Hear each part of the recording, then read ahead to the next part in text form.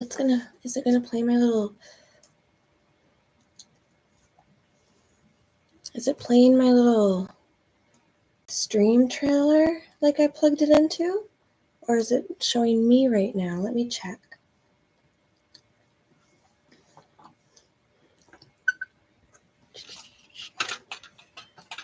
Okay, let me just give it a look-see.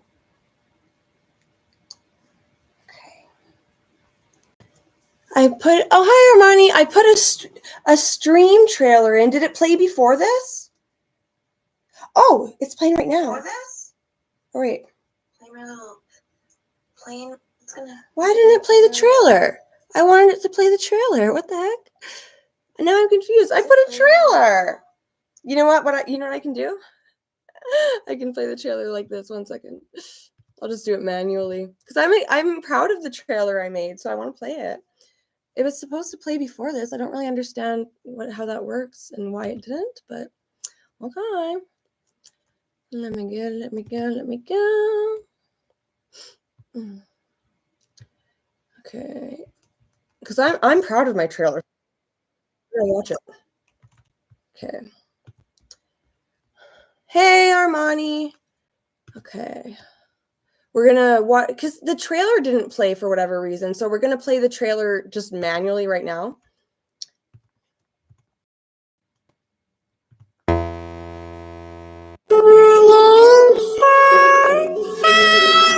I like it. I think I did good at it.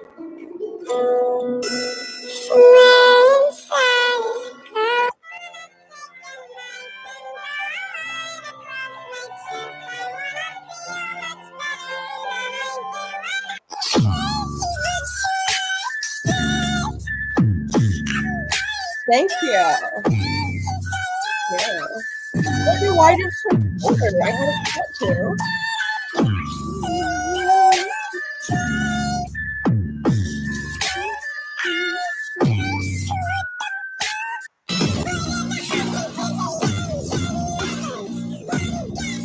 It's weird with me in the corner, but I don't know why it didn't play.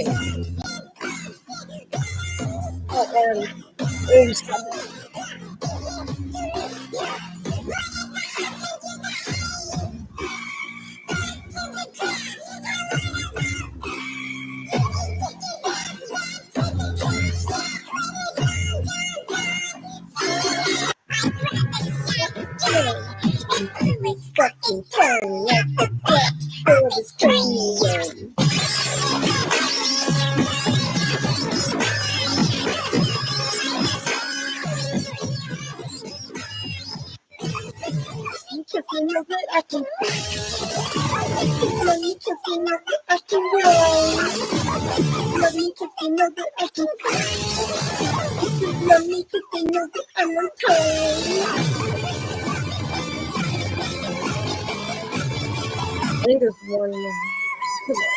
Wait, no, I can't do something else.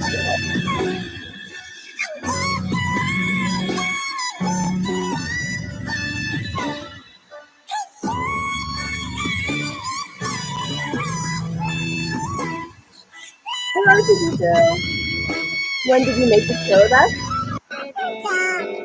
Like 10 minutes before I get ready with me?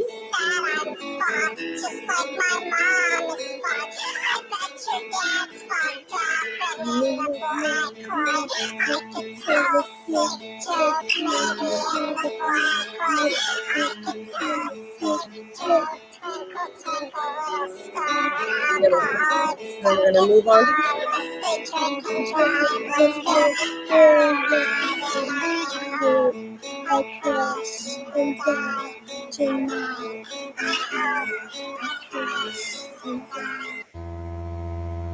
Okie dokie smokies. Now let me do that. Okay.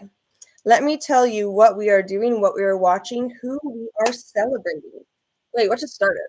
Oopsie daisy. Saudi Arabia, hidden Saudi Arabia starts playing. Sorry about that.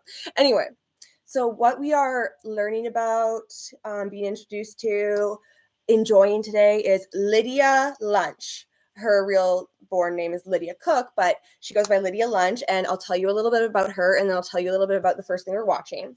So Lydia Lunch is an American singer, poet, writer, actress, and self-empowerment speaker. She's also a journalist, but I guess Wikipedia doesn't know her as well as I do.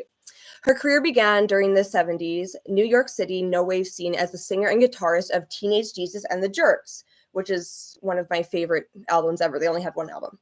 Her work typically features provocative and confrontational noise music delivery and has maintained an anti-commercial ethic, operating independently of major labels and distributors. The Boston Phoenix named Lydia Lunch one of the 10 most influential performers of the 1990s. Kerrang named Sonic Youth's Death Valley 69, which is a song she features in, featuring Lunch, one of the 50 most evil songs ever. And well, that's just a little introduction to her. I guess I can show you guys some pictures of her real quick. That might be like get a visual. Well, you're about to see what she looks like in this. The first thing we're going to watch, and I have actually not seen this before. This is going to be new to me as well, but I trust that it'll be good because everything she does is good. It's called "The Gun Is Loaded," and it is a 37-minute performance video featuring former punk rocker, political satirist, and sexual provocateur Lydia Lunch. The video trails Lydia in 1988 through a series of stage sets and location shots in New York City as she fires her spoken word manifesto directly into the eye of the camera in a haunting voiceover. Underscoring Lydia's onslaught in a cinematic verite, footage of bottom-rung Americana, race car crowds, dead-end streets, and meat-packing plants effectively illustrate her ruthless examination of the American dream machine turned mean. Okay, so that's like a little. Ooh, hey, Hellboy!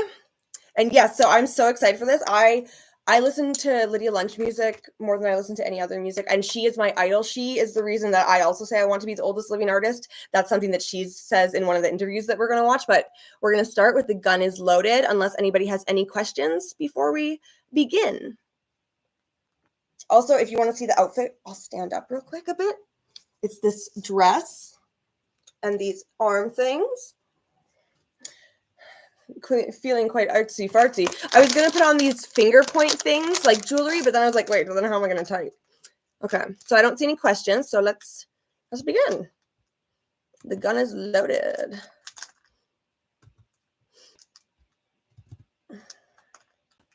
Okay. Doesn't have subtitles. I'm sorry about that.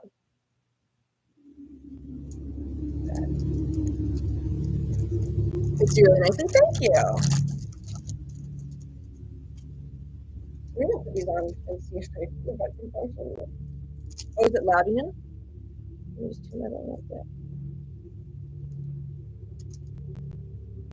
Probably, but there we go. Okay.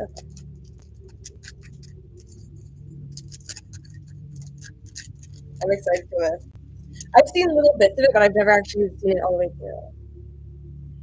It delights y'all. Yes. All about getting fucked. Let me turn it up. Oh, it's all the way up? Let me turn it all the way up on my computer then. There we go. There.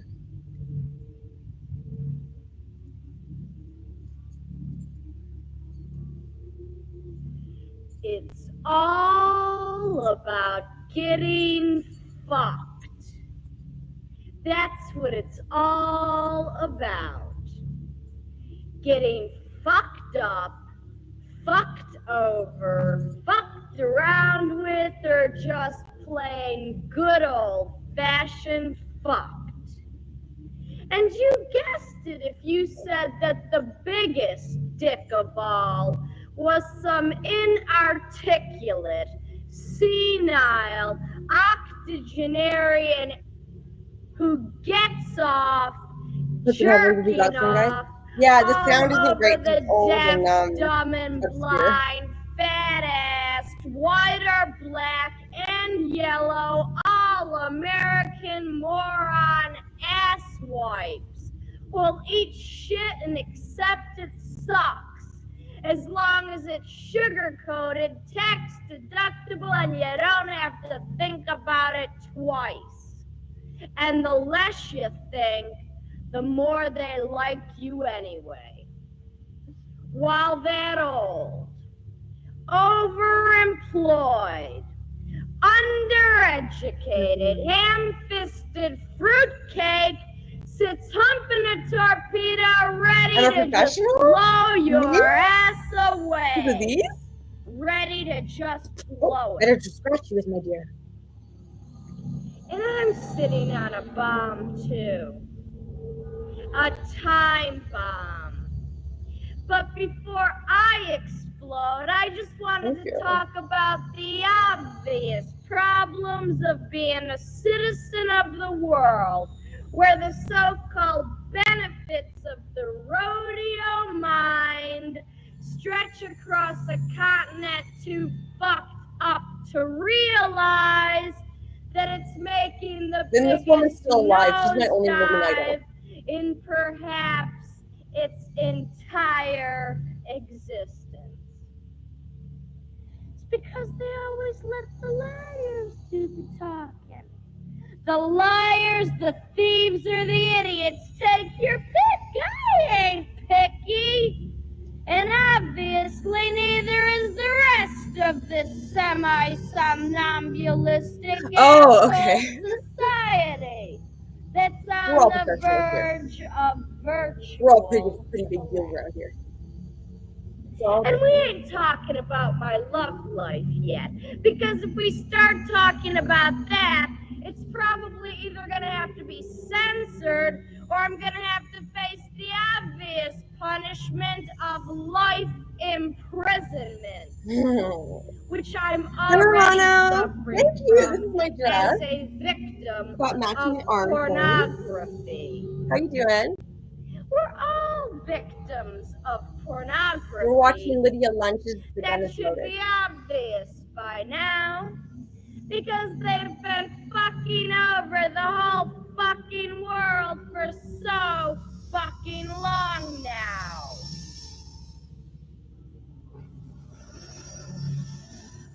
Woo! I'm talking as usual about megalomaniacal, power-hungry, egotistical men. Wait a minute, 1 second. Ignorant, I have to remember something. incompetent, and I might have this playing at 0.75 speed.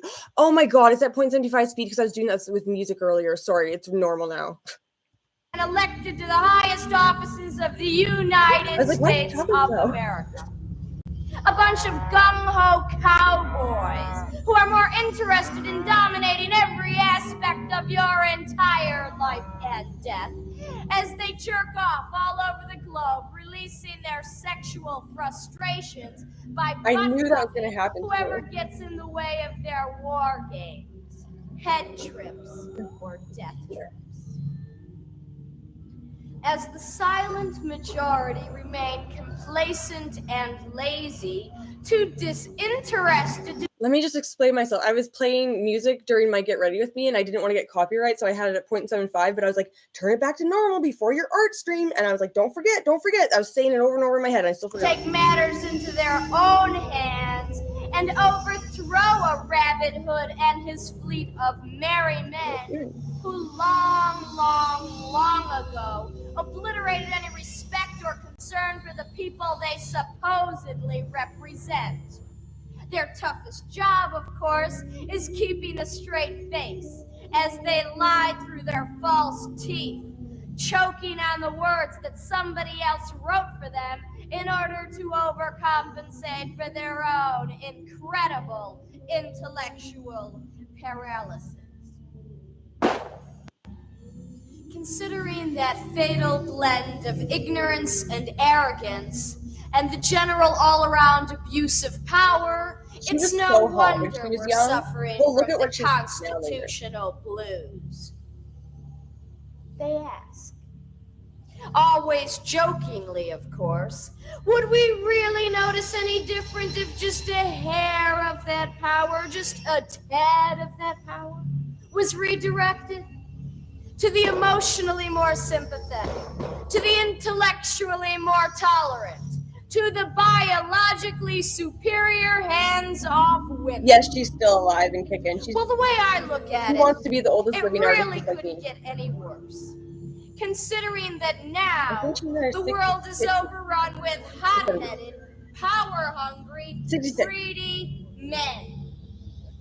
Would-be exterminators, executioners, men who are not content with limiting calamity and catastrophe to one small planet, but literally have plans of infiltrating the outer reaches of the imagination by taking the entire world hostage. Wait, I have one thing I forgot to tell you guys. I just want to so you know what to expect. So we're gonna watch this, and then there's a couple interviews with her. Oh wait, no, there's this, and then there's something called Why We Murder, which is another. It's about 10 minutes long. It's like a thought piece of hers, and then after that we have a couple interviews, and then after that I'm going to show you a couple of my favorite songs of hers. That's what the plan is, and then we'll look at if you guys have any questions of her, we'll look it up, and we'll look at pictures of her at some point too. So that's the plan. The plan is flexible, but there's things I want to do. I've always felt like a prisoner of war, and my war is a private one. And being just as all-American as Bruce or Johnny, Rambo or Ronnie, I'm supposed to be stupid enough to believe that you safeguard liberty and freedom with the near potential domination of a nuclear holocaust. But in this country, that's why they call them freedom fighters. Because you can never have enough power, enough bombs, be rich enough, tall enough, white enough, thin enough, or Republican enough to suit their tastes. But I have to admit, I do love the sound of mutually assured destruction. It sounds so romantic, like a dream date with death. And my motto has always been, search and destroy. War is peace. Ignorance is strength. And I am all for intimidating the entire rest of the world into believing that, yes, we are the masters of the universe, as those battering Rambos with their greedy need to monopolize the entire galaxy live out their sexual fantasies of atomic terrorism on electronic battlefields. Ultimately, she is very, very abrasive and very, very every single problem she's ever had with anything, she's spoken on. You know what I mean? And she's a.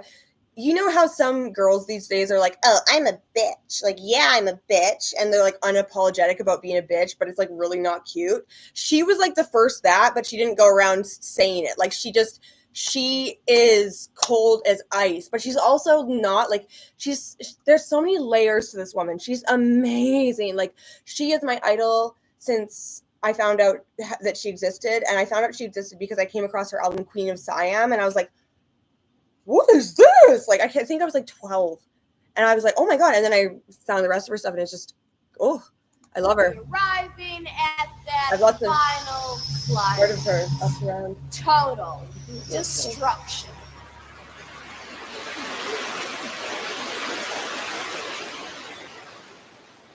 And that's something that I can finally believe in. Freedom and liberty for all. I said, go ahead. Make my day. Drop the fucking bomb. What are they waiting for? Doomsday? Well, it's already here. So go ahead. Blow the whole fucking place sky. Speaking of Doomsday being here, apparently it is. My father texted me telling me I'm going to hell and all this dumb shit. And if you know anything about my father, you know that this is typical. Obliterate. Eliminate. Annihilate, assholes, annihilate. Just think about it. You'll probably be living right to the very end.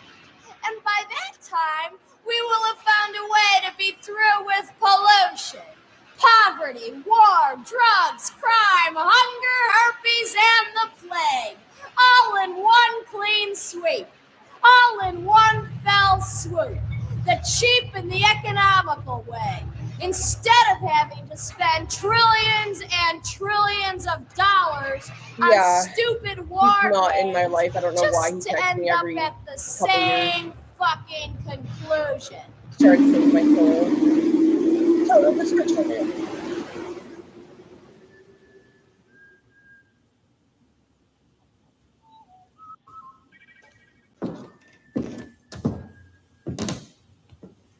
I started off trying to write the story of my life, but it was so full of shit that I thought I'd wait until tomorrow, or the next day, or never, just to save the bullshitting till the twilight of my years.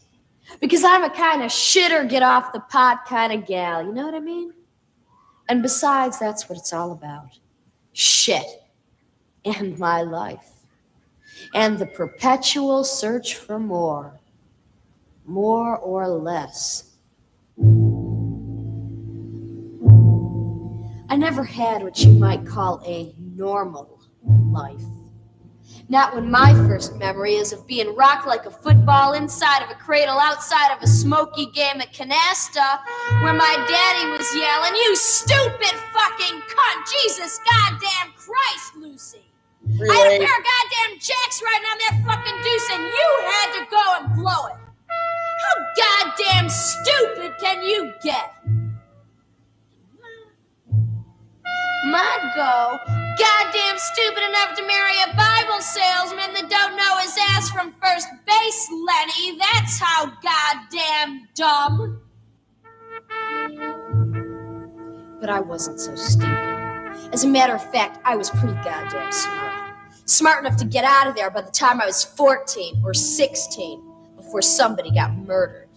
Like my mother, or my father, or the next door neighbors, or myself, who couldn't stand another fucking minute of all that bitching and lip flapping and the stink of boiling chicken and cat shit and dog piss and all that bickering over, "Oh, Lenny, why isn't there enough money to pay the bills? Lenny, why isn't there enough money to eat? Lenny, why isn't there enough money to send me to a decent Catholic school so I don't have to spend all my fucking time getting beat up by the niggers that outnumber me 50 to fucking 1. Relax. They got through selling me some synthetic kind of horse tranquilizers that I If you're telling her to relax, you will not speak to her that way. I will not let you. had to eat 24 hours a day just to... Besides, if she relaxed, that'd be a disservice to the entire world because we wouldn't have her art. Because, like, I feel like if she was a relaxed person, she wouldn't make all this. So I hope she never relaxes. I don't think she would want to be relaxed. I think she would see relaxed as complacent. I kind of do as well. be able to stand myself or my condition or the rest of the fucking world who I try to blame for my every fucking problem that came down the fucking pipe. You could say I had an attitude. Thank you, Daddy, I got it from you. Because you too felt like the world owed you a living. They could all go kiss your ass. Line up every one of those dark-skinned foreign motherfuckers and send them right back to where they came from. Drop the fucking bomb. Literally sounds like she's talking about my dad. As long as it don't land on that 2-story stone pre-World War I orphanage on the less than sunny side of the street. Surrounded, Daddy, by low-life creeps who, just like you, spent all their time wasting money they didn't have. Playing horses, playing cards. She didn't say the N-word, did she? And if she did, it would be in, like, because this is, like, an art piece, it would be, like, a statement piece, so I would give it a pass because it's, like, a statement piece if she did, but I don't believe she did. I don't think she ever has in her art. I think she would think that would like cheapen it, like to say a slur like that. And she's not racist at all. You found plenty, Daddy, in that bottle of Jack Daniels, because he went where you went, which was never very far. Unless, like me, Daddy, you was running away, running far, far away, looking for that rainbow that they're always talking so highly about. But you never found it, and I never wanted it. I never wanted no rainbows, no sunshine, no hearts. Did I miss it? No, yeah, an orphanage and that 2-story. motherfuckers and send them right back to us. Line up every one of those dark-skinned foreign motherfuckers and send them right back to where they came from. Drop the fucking bomb for all you cared, as long as it don't land on that 2-story stone pre-World War I orphanage on the less than sunny side of the street. Surrounded, daddy, by low-life creeps who, just like you, spent all their time wasting money they didn't have. Playing horses, yeah, playing cards, going to the track.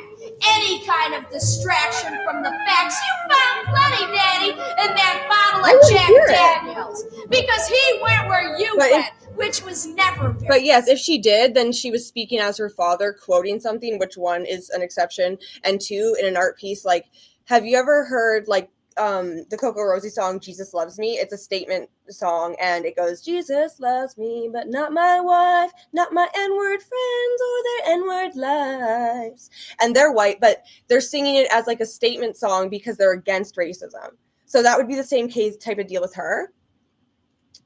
But, yeah, there's no racism happening here at all. If anything, she would just quote her father. Unless, like me, Daddy, my father he was running away. He's not in my life. Running far, far away, looking for that rainbow that they're always talking so highly about. But you never found it, and I never wanted it. I never wanted no rainbows, no sunshine, no hearts, and no fucking flowers, no nothing. Just the cold hard facts. And that's now that my pain is your pleasure. And you're the ones that get to pay just to hear about it. Because you don't want to go through life firsthand. No raggedy ass, rag and bone man. No down in the dump, scum sucking slum dweller. You, oh no, you don't. Dog barks.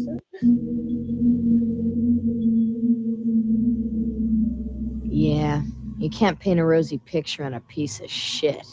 Believe me, I've been trying for years. But you know, everywhere I've been, it gives me that same empty feeling. That same homelessness, hopelessness, ugliness, nothingness. A lot of vacant assholes rumbling in the distance. I hear a lot of talk I don't understand. Let's keep it that way. That you've got your troubles and I've got mine. I'm just here to question why so much equals so little. Why it's never enough unless it's too much. How it's never as late as it seems. It's always later. So much, much later. And why all my enemies are dead. And so are my friends. And you could be next. She is pet. She is survival of the shittest. I love it. She is passionate. Why kill time when you can kill yourself? I knew it. Mine is the funeral that you'll never attend. But don't let that stop you. Because later on, after you shut this off and you're all still talking about me, and I know you're going to be talking about me, why don't you talk about me as if I was already dead? Because you see, that's how I talk about myself. Because nobody ever says anything bad about the dead. They're probably scared to. Because the dead, they're sacred. They are heroes to be worshipped. The dead, they are glorious, mysterious, and respectable. And that's something I'll never be until I am dead. The dead, they can do no wrong. When you're dead, words like bitchy, belligerent, arrogant, sleazy, and vulgar. Passionately angry, I love. Like, honestly, I relate to it a lot because when I'm passionate, people are always like, calm down. Like, why are you so mad? Like, oh my God. Like, and like, I do have anger issues. So like, there are times when I'm angry, but the passion can often look like anger, but it's just like, you're just an abrasive person who's passionate. You know what I mean? And she is angry. Let me be clear. She's very angry about a lot of things. This is in the 80s or the 70s? Let me read this again. In 1988. So there was a lot to be fucking mad about. Like, a lot. And people were finally starting to speak about it in art, in like the anti, or wait, what was it called? The I don't know, punk rock scene, but it was called something else too. But I get what she's saying. Yeah, no, she's literally suddenly become feisty, witty, vibrant, and frank. For my funeral, your trial. Only don't hold your breath. Because if I've managed to hang on this long, the way I see it, I'll probably live to be the oldest living woman in the free world. That's right, the way I see it, ladies and gentlemen. At 173 years of rage, Lydia Lunch. Oh, but you're looking a little bit cynical. Maybe even a little bit surprised that I'm still here today. That by anyone's set of odds, I should have snuffed putting yourself down. I should have blown it. I should have bitten it a long, long time ago. Why, the way you see it, I probably should have been struck by lightning, hit by a truck, died in a car crash, engulfed in flames, hung from a tree, shot in the face. Maybe I should have drowned in my own puke from drug overdose, alcohol poisoning. Maybe even stabbed repeatedly in a lover's quarrel. I think already, just 16 minutes in, it's probably very clear why I love this woman and that I idolize her. Like, you know, are you seeing the parallels, if you know me? At the hands of a maniac. Wishful thinking. But it ain't that easy to get rid of me. Believe me, I have been trying for years. Constitution of a horse thing. And besides, when I go down, I plan on taking a few of you assholes with me. That's right. Because what could be better than to die for your art? To die for my art. Now we're talking. And standing up here talking to you is almost fucking killing me. And you know what? You could be next. You could be next. And what is stopping me? What is preventing me from just crushing that one last thread of restraint? That one last iota of restraint? From finally doing exactly what the fuck I want to do? From doing exactly what I want to do, like slitting open your stupid, fat, white, ugly pork belly and pour something really real inside. Like where your guts are supposed to go, like where your balls are supposed to be, like all the way down to your stinking fucking toes. Something really, really real. Something really, really alive. Something super too fucking real. Like me. Something so fucking alive, it's just waiting constantly on the right. She's threatening to kill us if she let go of her single last bit of restraint, basically. And a fucking death will avoid you like the fucking plague.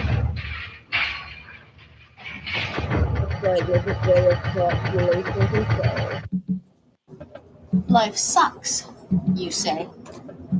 Tell me something new, you say. Tell me something I don't already know. Well, I thought you knew it all. I thought you knew everything you need to know about me. At least I'll make sure of that. Why, you know me now, and you probably knew me then. Like maybe that time when I was a little bit younger, a little bit harder, a little bit scrappier, and I'd be slinking into maybe the south, the east, the north side of Detroit, right? Slipping in.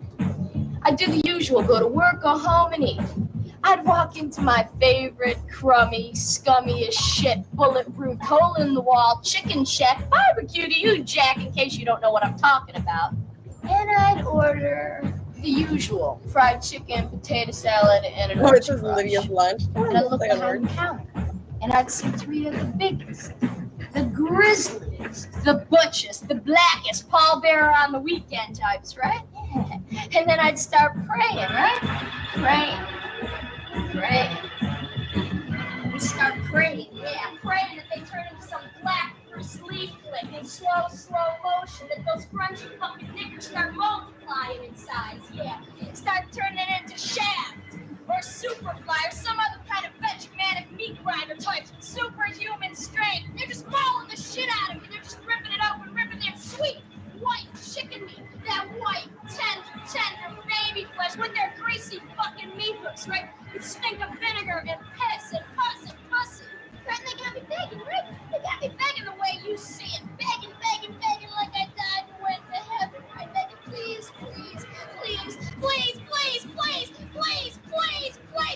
Don't force me into it. Yeah! So you think I'm gonna take it lying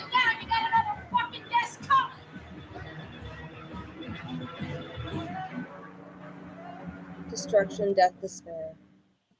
I love D words. I know nothing about how the clock works, except that it works against me. Slow motion sickness and the sound of crawling the fucking walls. Every single day buried under your own uselessness. The perpetual nag of constant rot and the why that goes with it. Hating every stinking day of your self-destructive life. Hating every single thing that you've ever done and that you didn't do. Hating everyone that you've ever known and everyone that you didn't know.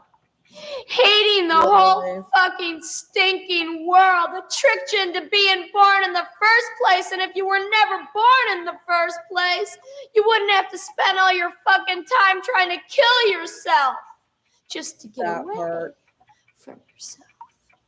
Just to get away from everyone, from everything. From that perpetual waste of time spent floundering somewhere between hyper fucking inactivity when you can't seem to sit still for one fucking second, and that constant, chronic state of constant depression. You couple that with the guilt of a 25-year stint stuck in a solitary you've imprisoned yourself in. You're trapped. And you know it. Inside an ugly and uncooperative body. In an apartment the size of a breadbasket. In a city the size of a flea circus. In a world What's her name which again, Beth? does not exist. Her name is Lydia Lunch. That's her name that she goes by in, like, stage name or public name. But her real name is Lydia Cook, spelt Koch. That is her name, and she is my idol. It's too late for you to transfer any of the blame for your actions, to accept punishment for deeds done or not. So you just sit and you wait for the shit to blow over. Just waiting. Even though the end is never soon enough, and it's never near enough to be of any comfort to you. And you've always got the blade or the bullet or the noose or the knife. But each time it's your own fucking cowardice that prevents you from keeping that one last date. There's only one thing to play with for us. You get stuck. You can't move. You get swallowed, dragged into that empty hole where time. She's an artist and a journalist. As horrified, you just sink further and further into those same old daydreams. Over and over and over and over again, like a broken record, repeating forever the most miserable of melodies. But before the bitterness and the ugliness. Oh, yes. She's very good at spoken word. I don't normally and like the humiliation before the degradation. There was nothing. And the nothingness I battle every day becomes the lover I seek in death. To submit just that one last time to that elegant stranger, that formal and a radical feminist, that pitch is she a feminist? That incomprehensible void, 1,000 miles wide and incomprehensibly deep.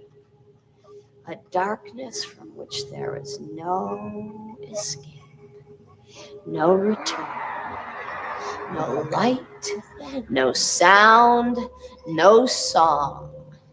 A gentle and black caress, as soft and final as that last sound. The magic reward of a pitch black ditch. The black at the end of the rat hole.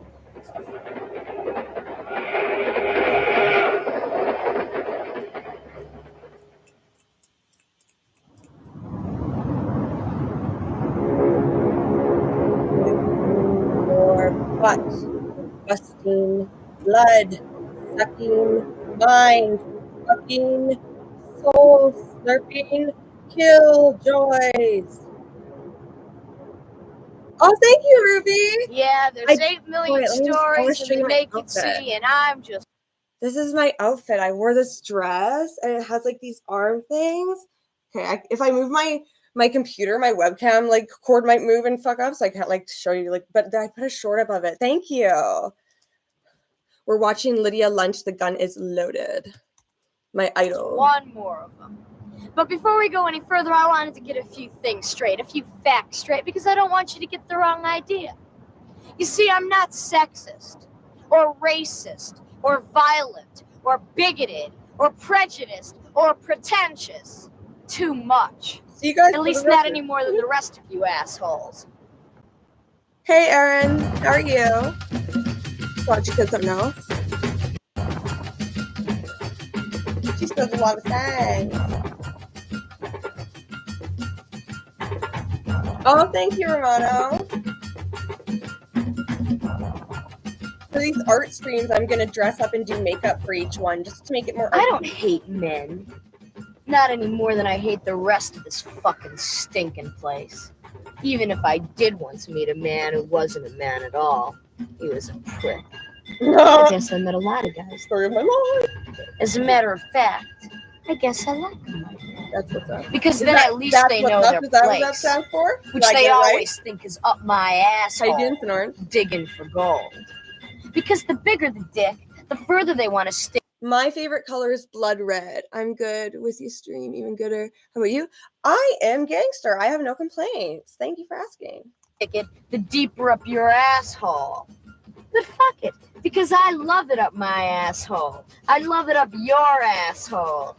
Because, baby, this is the asshole of the universe. And besides, that's what it's all about. I got it. That's playing right. Get it?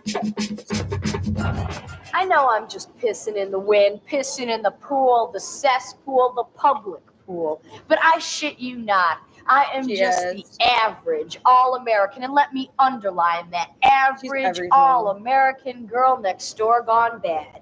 Ivory soap cleaned and weaned on 20th century super commercial plastic bullshit. Thank you, Hellboy. Force-fed a diet of shit and nails. Just like you, I grew up on championship wrestling, Wheaties, and Wonder Bread in the land of the free and the home of the brave. Yeah, this where is more, just I don't know more if you're familiar with Lydia Lunch, but she is my only living idol. I love her so much. So we're gonna do a couple things. We're gonna watch this, and then we're gonna watch her "Why We Murder" thought piece, and then a couple interviews, and then I'm gonna show you guys a couple of my favorite songs of hers. Yeah, she transcends badass. Like,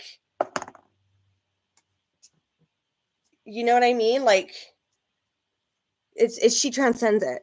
She's so talented, and she's so hot in her young years. And wait, Ruby, you're here? Ruby, low key, like the way her hair is and stuff when she's young, you guys, like, not exactly the same, but like similar kind of look. Like if your hair was black, you know what I mean? That's a compliment. to rub your fucking nose in.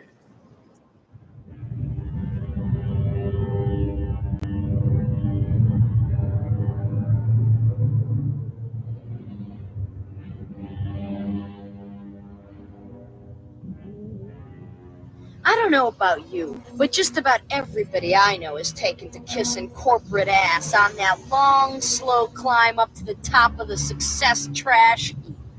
Yeah, it ain't who you know, it's who you blow, they always tell me. That's right, it's who you fucking blow once they've reduced your worth to the size of your bank account, your heritage, your housing situation, your haircut, or your sexual preference, or how much they fucking hate you for refusing to play their stupid fucking games with their stupid fucking goals and aims, only to end up at their same fucking conclusion, an early grave, walking death, the living dead. I mean, Where she's you not live wrong. like an animal, you die like an animal.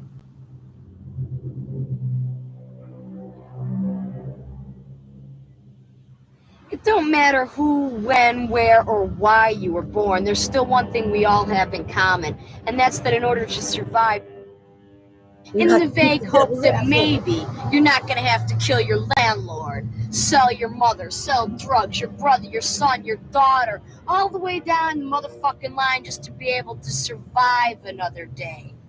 Just to be able to afford the tax man, the bill collectors, the gas and electric, the phone company, the doctors, the lawyers, the agents, the managers. Because in New York City, every asshole has a manager except for me. Just to be able to afford the circus of idiots that have their hands crammed so far down your fucking pants pocket that you're just about ready to shit a fucking brick because you're trapped.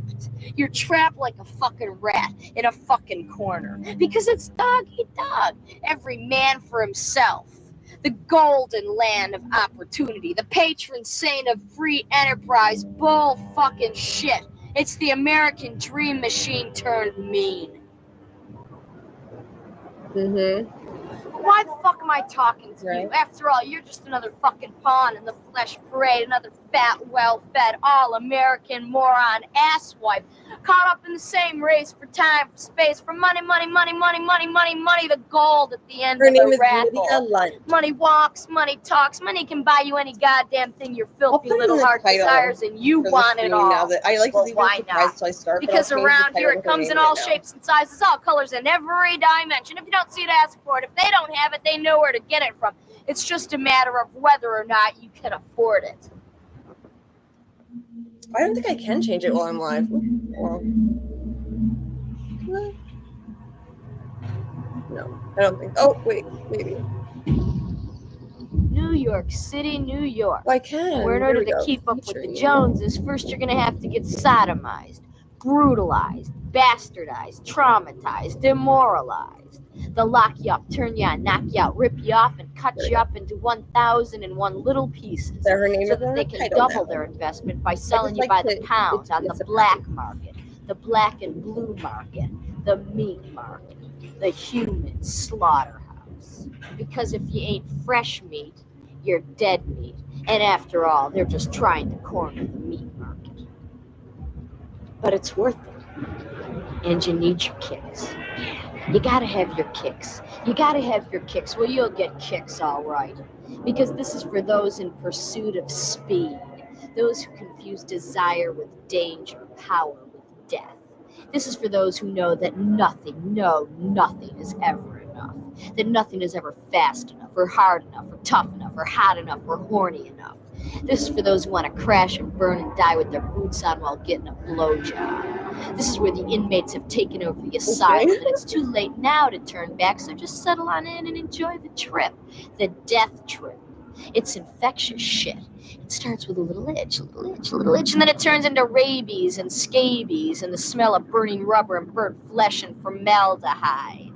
Yes, sirree, no pain, no gain. And this is someplace where you can't afford to lose because the stakes are so high that you'll probably die.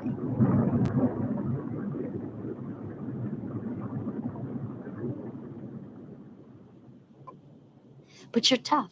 You're tough, so you could probably take it for almost as long as they can dish it out. And besides, you now know the secret. You now hold the key. You know you gotta beat the world. You know you gotta beat the world. You gotta beat the world. You gotta beat the motherfucking world before it beats you. Before it beats you up. Before it beats you down. Before it beats your motherfucking ass all over town and you start acting just like all those other outlaws and outcasts and misfit reject loser lunatics. The psychopaths and sociopaths. The maniacs and brainiacs, the ball-busting, wife-beating, child-killing animal haters, the ambulance chasers. Are you starting to recognize yourself yet? Because this is the place where the average, all-American, hard-working heroes have turned into killers. into rapists, into terrorists, into gamblers, gangsters, hitmen, henchmen, superheroes who would rather die screaming in a blaze of glory than to buy into your flesh parade, your living death, your walking, talking, fucking, sucking death machine on wheels. It's no wonder to me that kids today want to grow up to be the next Charles Manson, Jim Jones, Jim Morrison, Mac the Knife, Nick the Stripper, Tex Ritter, Clint Eastwood, Clint Pruitt, Mario Andretti, Muhammad Ali, Albert Einstein, because he's the one who invented the fucking bomb. He knew it was kill or be killed if you ain't dead already. So, you think she has a lousy attitude? She's just a product of her environment. An accident waiting to happen. A walking time bomb. The devil in the red dress. Big enemy. Me versus you. The sniper in the supermarket. The Tylenol killer. The hillside strangler. The bank robbers and the cop killers. She's the bastard son of 1,000 maniacs who has grown up to become your worst living nightmare. Or maybe I'm just like you.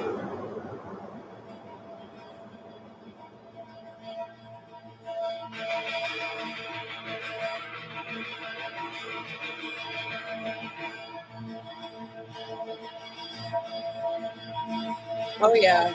Getting brainwashed, beyond brainwashed.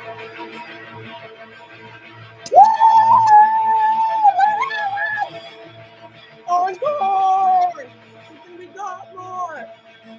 Okay, guys. So next I have Why We Murder, which is about a 10-minute kind of deal like this.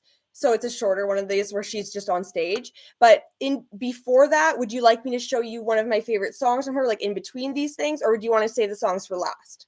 Let me know. I'm just going to lean over here for a second.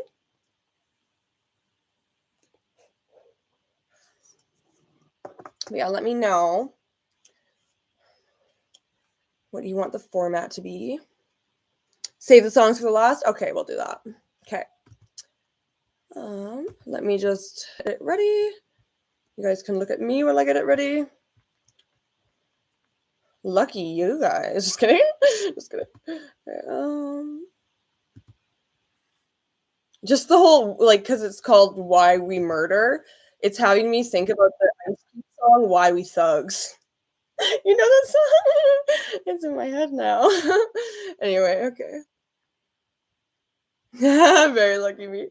Oh, I'm so silly. I'm so up my own ass. Okay. Murder. Oh, it does have subtitles.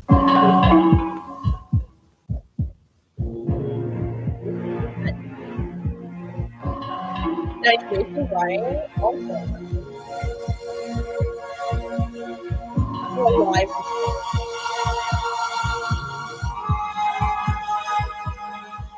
What the fuck am I? You see, I don't believe in any of that guilt bullshit anyway. Because to me, I mean, after all, sin, at least my sins of the flesh, I look at them like they're just a sacrifice to Venus. And I know that passion, it always plays itself out in the killing zone of false memory. And then all my secrets, well, they're just about ready to stain all of your recollections. And you know, I can wait because little by little, the sun is always going to invade the sky's absence. And it's always daybreak, nightfall, daybreak, nightfall. Yeah, that sun is about to slowly rise. And in the meantime, you just wait and watch as all that radiant dust and cobwebs, it feels like it's just falling in on the curtains of lost time. And you feel it every night right after midnight, the way the light starts leaching out, the way the blood starts to thicken, the way the muscles I love Tia Jane. start to loosen, and that's just about when I get ready to collapse. You know, but until then, I feel that I'm pretty much in touch with the impossible, and that I am obtaining the power, and I know you feel it, of my existence, so that I can reach the opposite of existence. And you know, my death and I, we will slip away into the wind outside my window. And as I die, you'll be lucky if any sound breaks Not from my alcohol, lips. don't worry. Because I will have said it all by that point, I can assure you. Yeah, it's good to be back, right? Get real. I mean, I had escaped for the last year and a half from New York. And now I'm right back, and I feel exactly like I always fucking do when I'm here, like I'm reincarnated as some kind of dead girl shoved back into the 24-hour-long nightmare. You know, what I don't get is how you can I deal want to with meet Lydia Lunch one day. I hope that can the happen. smell. I mean, the scent of rotting flesh and the spilled blood and dead bodies and urine and bile. I mean, I know that to me they kind of mingle in some kind of nauseating elixir, and it starts to remind me of Nazi death camp bunkers or prison cell blocks or insane asylums or the 2nd Avenue subway or the slaughterhouse. And in this fucking slaughterhouse, it seems to me like all the meat is spoiled. All the meat is tainted. It's polluted with the smell of shit and guilt and fear. 1 second. I just want to see what year this was. Scroll, motherfucker. 14 years ago. Oh, it was in 93. So this was 4 years before I was even born. Oh, I forgot to press play. Yeah. And you should be afraid. You should be very, very afraid. Because by now the poison is spreading. It's probably infected almost all of you here. Yeah. You know, like some kind of germinator. Like some kind of generator. I mean, each and every single one of you here tonight can indeed become your very own Terminator. I mean, after all, aren't you all like turned on by self-mutilation and strangulation, starvation, asphyxiation, or any single kind of fucking self-destruction you can lay your hands on? I mean, but my theory is, hey, why kill yourself when you can kill somebody else and ruin their fucking life? I mean, why not spread it around a little bit, you know? I mean, I'm into sharing, the blame, the guilt, the pain. I'm into taking the fucking blade and twisting it, yeah. Because, I mean, after all, ladies, I know you think about this. I mean, there are so many delicious ways to die. You know? Or even better, there's so many fucking delicious ways to make them die. Slowly. Yeah. Carroting. The guillotine. Quartering. Drowning. Hanging. Or slow poison, which is probably your favorite medicine. Woo! Oh, you feel at home, don't you? So do I. Thank you. And just like me, you can't help but to start gyrating spastically, right? In disbelief as you sit there and think, hey, it isn't about me anyway, you know? I mean, after all. I think they would call this spoken word. Let me see what they in the description. It's rare footage.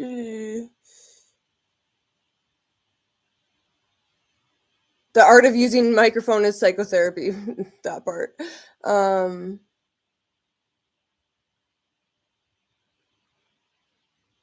people, I don't know. I would call it a thought piece or spoken word or monologue. Like, I don't know. What's that about me? Poetry, I don't know. Not my fucking story. Performative poetry. I mean, I know that I'm too young to Yeah, die. I know that I am too pretty to die. And I know that most of us here tonight are just plain too fucking stupid to die, or you're half dead already. Oh, yeah, I know. A sick little smile starts to cross your twisted little lips. But tonight, when you get home, you're going to be singing those same old fucking songs to that fraudulent father figure. Oh, yeah. Oh yeah, she's quite the ray of sunshine. And I'll just be ticking them off. As the body count mounts all around. You know? And I know that I could be next. I know that I could end up stuck in a trunk, cut up and vivisected and strewn like fucking garbage on the Lower East Side, so it makes it a little bit more convenient for all the fucking newspapers and gawkers, or maybe somewhere south of Jersey, where some fucking demented mama's boy from Long Island who couldn't get it up anymore on just merely flesh and blood. Oh yeah, he got off on blood, all right. He needed the fucking blood to get off. He needs the fucking blood. I mean, any kind of fucking lifeblood, any female's blood will do in a fucking pinch. I get it. Yeah. I think I get it. I think I get why the bleeding and the pleading and the whining and the screaming. She is not Canadian, no. Makes them feel like they're some kind of self-appointed psychosurgeon that just wants to liberate the fucking life from you. And I think maybe it has something to do with secretions, you know? Something about those secret secretions that lie somewhere between the liver and the spleen. I mean, I'm sure that's what they must be thinking about as they plunge those fucking rusty kitchen utensils in and out of some fucking woman's belly so that they can stick their slick and greasy, small as it is, manhood deep inside so that once and finally for all, oh, yes, they can get off. Oh, thank you, baby, for getting me off. Oh, yeah, thank you. Oh, fuck, I never felt like this before. Oh, it's so fucking good. And I can't understand being fucking macho as I am, about slaughter,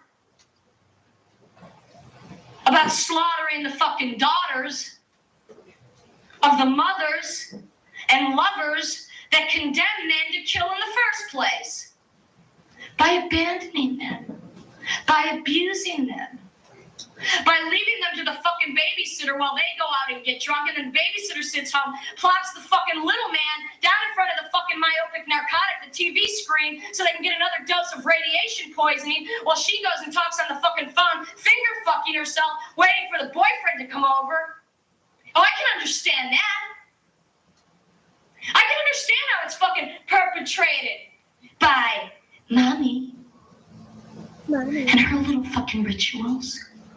And her martyred myth, and her perpetration, and how she allows daddy or daddy's fucking replacement to castrate I'm absorbed. little boys that didn't want to I'm enchanted. This woman enchants me. grow up to become monsters I'm friends. or madmen I'm in or New York. fucking maniacs. They were just carrying on in the family hi, I'm tradition. Preston. Yeah, the family traditions How you doing? of incest and abuse and rape and murder and slaughter. Yeah, she's pretty into it. I'm pretty sure she was still doing drugs at this time. That might be a factor. Oh, it's time for part 2. There's a 1 minute long part 2 that's gonna play. What I don't get is that once more, a man with a fucking vision, a mission, has got to go after the wrong fucking target. Don't take it out on me. Go back and kill your fucking mother. Even if I sound just fucking like her, I can assure you I'm not her. So don't take it out on me. Got it? I love Get it? I love this woman so goddamn much. The only reason I don't have her tattooed on me is because I just want it to be perfect. And I need to decide on a picture. I need to decide on a placement. I also would like her to give me her blessing to tattoo her on me so it's not weird. And I want to meet her one day. I'm good, thank you. It's good to see you live. Thank you. Yeah. I've been live. I was live for Get Ready With Me. Now I'm live for, these are called Art Freak Lives. They're a new thing I'm doing where I show you guys like art and stuff that like interests me and that like really is important to me. And today's episode is all about Lydia Lunch. Last episode, which was the first episode, was all about Cecilia Condit. Yeah, I'm glad you did. I know all about that generational disease. Yeah, I got it too. You know, it's made even worse when you're just surrounded. And that's why we're here tonight, to try to purge some of this bullshit anyway. Me and my posse. When you're surrounded by death and decay and disintegration, and it feels like the entire psychic and physical and moral landscape is continually scraping at you, at your fucking eyeballs, at your fucking ear holes, and at your fucking soul. And believe me, this is a brutal fucking reality. This is insane poetry. And I do know why. And that's what we're going to talk about tonight. I do know why we have no choice. Occasionally. Other than to murder. Okay. This recent project that you did at Dance. Excuse me. Pause. Okay. That was good. Again, so now next up, I have a couple interviews with her from various times in her career. Let me see what years I have. Okay, so I've got a 1985 interview, a 1989, a 94, and then one that was not long ago. I think it was 11 years ago. So that would put us in 2014. And then otherwise, I've got some of my favorite songs to show you.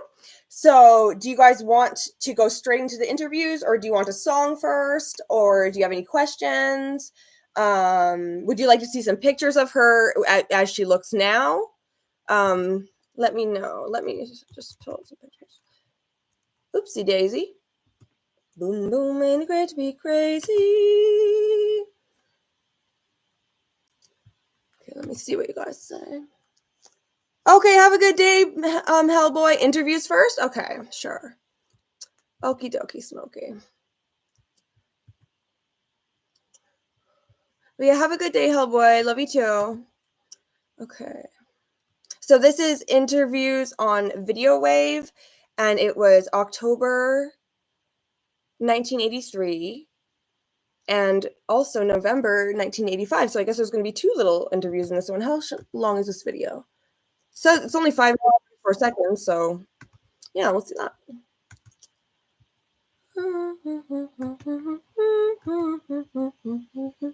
Recent project that you did at Danceteria, the Immaculate Consumptive. Tell me about that. Well, that was just me and 3 guys I know. You know. Pretty heavy guy. Oh yeah, big ones. They're big boys. Nick Cave and Mark Almond and Clint Ruin. I like you guys. I just stumbled across these individuals one night at this horrible club, which I never frequent, but they were known at one period to go to, and said, "Look, This is scram, Sam. This is not happening." New York. I guess I've never been a bossy person, and I like to get everybody's vote, in any situation, unless it comes to making art. Then I'm a control freak, and I don't let anybody else help. Halloween, is it a date? They said, "Hey," and we came. Whatever happened to the New York scene? Which I mean, Why do you we think I left? knew I so don't well. know. It's horrible. There's no scene anywhere, so why say whatever happened to the New York scene? Why not just say everything's dead? Well, it seems like everybody here thinks that there is something going on in London. Well, that's because they don't live there. They're full of it. There's nothing going on there. I mean, I think it's disgusting there. I've lived there for 2 years, and I've left my house about 10 times. Really? Yeah. People say that you're a bitch. Who says that? Merle. I didn't say it. Merle. I didn't say that. Weren't supposed to mention that. Well, do you think of yourself as being very negative? I mean, No, I'm positive. Positive negativism. That's a friend of mine. I'll be on next. Next. But you said before that you hated everything. You didn't have to repeat that. Do you hate everything? Well, that's rather general, Merle. Can you be a bit more specific? No. Well, forget it then. Neither can I. I hate a few things, yeah. I just won't take it shit. Can you say that? Yeah, you can. I just won't This is take Kayla, you can baloney. say They do that. kind of I don't look like I it. think You know, it's I don't fair, like the rest of the layers. world. No, I like about 10 people in the whole world. I'm sorry. Maybe you're one of them. I'm not telling. I'm working on it. I think I'm blowing it. All right, well, forget it. Now tell me about the zine. Tell me about the book with the zine. Yeah. Adulterers Anonymous. Right. That was poetry. Oh, well, was it? Merle, you read between the lines, honey. Yeah, well, I'm a journalist. I see. You have a different perspective on the world than I do. No, it wasn't a book of poetry. It was just a book of junk. I mean, it was 100 pages of nonsense by two girls who had nothing better to do for 2 weeks in the summer. And they gave us money to do it, and we put it out. Do you expect people to spend money on that stuff? No, I think they should steal it. I don't care. I've been paid for it. I love it. How do you make a living? I don't. You don't? No. Why do you think I have these guys, hanging around? I mean, they have to go, come on, get out of the house. So how do you pay your bills and stuff? I don't. I get someone else to pay them. Why are you pressuring me into revealing the way I support myself? I want to know. It's fascinating. Merle, you just want to know because you want to do it. That's right. Forget it. Will you teach me how to There's be not bad? enough to go around. I want you to telling teach me how to be bad. How to be bad? I'm just working on how to be good. I've just learned how to be good. What does that mean? I'm pure, and I am. I have very pure intentions and motives, and I don't do anything unless I think it's necessary. Pure meaning I don't believe in trivia or pettiness or, I don't believe in the garbage and shit. I only like the big things, the real big things. Truth, beauty, love, filth. Truth, beauty, and love.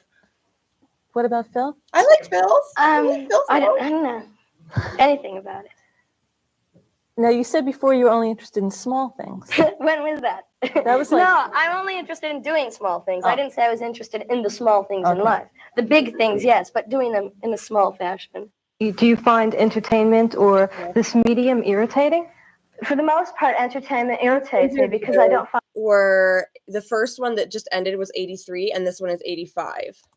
Oh, I pressed the wrong I find it very entertaining. I find it annoying and stupid, boring and dull. Uninteresting. Yeah, she's amazing. A couple of years ago, you told me that you believe in beauty, truth, filth, and not much else. Can you tell me what you mean by filth? Filth. I guess filth. It's really so hard to define, isn't it? I guess that to me is what filth is. When something becomes totally extreme and intense and intimate, it's usually, I guess, filthy. That's where I tend to come in. You think of anything intimate as filth? Not necessarily, but one thing can lead to the other. Uh-huh. Well, let's get on to a different career of yours. You did something really interesting that I'm extremely jealous about. You had a cover story on Spin Magazine with Pat Benatar. Some people are so lucky. Yes. Pat Benatar, what a wonderful individual. I mean, I won't, as you notice in the article, I didn't mention much about her music because I'm not interested in her music. But in interviewing people, which I rarely do unless they don't know I'm doing so, I find that usually because my obvious commodity is not necessarily the favorite aspect, say, for the individuals that know me best. Mm-hmm. Therefore, why do I want to talk? I want more. When I'm talking to someone, I don't care. Their art is one side of them. There is so much more. And when the consumer begins to realize that what you are getting is one tiny iota, the art, the document, the after effect of what led up to a person becoming what they are, so what? In terms of yourself, what is your favorite commodity? My generosity. Towards other people? Well, just how much I give, which is everything. When I know someone, if I'm going to establish a relationship with anyone, it's going to have to be a very giving and mutual thing. And I think that is my favorite thing. In your work, you give a lot. Some people think too much. I don't know. I don't think there's too much. I totally relate to that when she says, some people think too much because some people think that she shares things that don't need to be shared. She says things that don't need to be said. And I get that same criticism too sometimes. People have messaged me and been like, oh, yeah, you shouldn't, share this about yourself. Or, oh, you should watch what you say about, personal details about yourself. Or, oh, you should watch what you let people know on the internet. I'm like, No, like literally, I'm gonna just say everything. Like, even the things that like I should be ashamed of, I'm not. Like literally, silence equals death. So you have to talk about the unflattering reality, or we're all gonna die. Like literally, that's just how it is. But okay, so what's next? We have next another interview from 1989. Are we still on the interview bandwagon, or do we want a song first? By the way, I brought the hat that I was like thinking of wearing as this outfit. Yes, the interview coming up.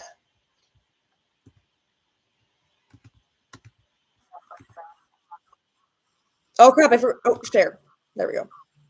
The oldest living artist. That's quite a claim. Everyone else relieve their frustration. That's why I'm here. And I will live, I can assure you, to be the oldest living artist. The oldest living artist. That's quite a claim. Everyone else wants to die young. I said, forget that. I'm going to be How there you 90 years doing? old, screaming on the We're stage, doing another shaking Art my Freak fist, and it's going to be stream. just as horrible as it always has. But all my predictions will have come true by that point. You love my openness? Thank you. Wait, let me just say one thing real quick. Just about my openness, like here's one of the reasons that I practice radical honesty and why I'm like so open about everything, even when it makes me look bad, is because if you're not fully honest, you'll never truly in your heart feel fully accepted by anybody, because you'll know that nobody actually knows you, if that makes sense. You know what I mean? But this is kind of quiet. I'm going to turn up my computer and then restart it real quick. It's only 22 seconds in. It has subtitles, but I heard her say she wants to be the oldest living artist. She's the one that I got that from. I was like, me too. When I heard her say relieve their frustration. That's why I'm here. And I will live, I can assure you, to be the oldest living artist. Yes. The oldest living artist. That's quite a claim. Everyone else wants to die young. I said, forget that. I'm going to be there 90 years old, screaming on the stage, we'll do a shaking song my after fist. this It's going to be interview just then. as horrible There's as it still more always has. interviews. But all my predictions will have come true by that point. I felt like I was drowning, slipping, Oh, I remember this little one, but I forget what it's called. being suffocated, sucked into an endless vacuum.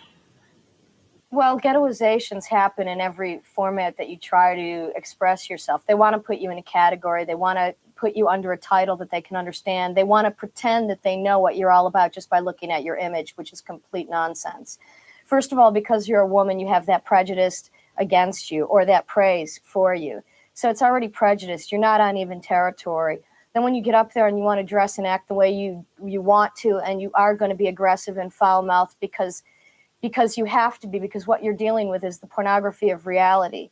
I mean, when I'm doing films especially, and people can accuse them of being just lowbrow Super 8 pornography, but I'm dealing with reality. I'm not dealing with fantasies. I'm not saying this is what I want to go through. I'm saying this is what I have gone through. I've added and learn one from more these thing mistakes. to the playlist for this. Learn to see how your own behavioral patterns relate to these films.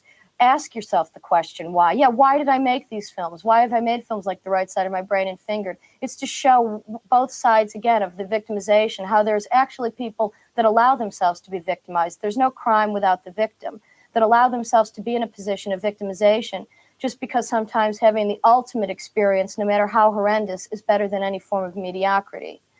So just a few of the things I'm trying to cover in these small Super 8 semi-pornographic documentaries.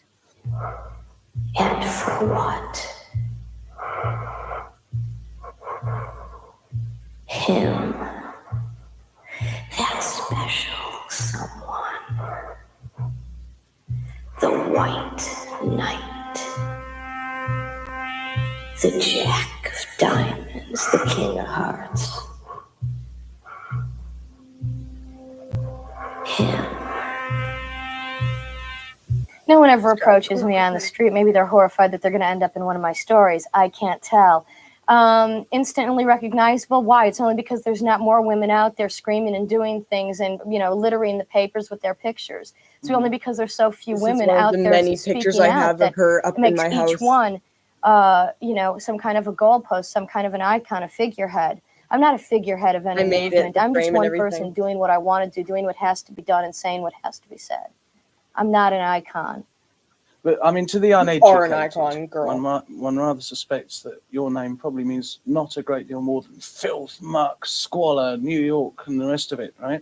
Would you care to take this opportunity on cheap TV to set these people straight? Well, that's one part of it. I mean, we're certainly not going to deny the root of most of my verbiage, which does come from filth, pollution, moral pollution, spiritual pollution, the abuse of power, victimization, and trying to adopt both the victim's point of view and the victimizer's point of view to try to come to some accurate conclusion. I mean, that's what I'm speaking about always from day one, was the abuse of power, what it has done to me, how a victim, first in the role of victim, has to reverse that position to victimize, and then finally you can get over it, and that's about where I'm trying to I hope I get to meet her. finally achieve 13 years after I began screaming into the public's eye, to finish that cycle, the cycle of abuse, and get over it. And that's, I think, when I'm speaking, especially the spoken word shows, show that, yes, it sucks. Yes, it's terrible. We're living in a world that's almost completely extinct. That doesn't mean you have to take it lying down. You can get up,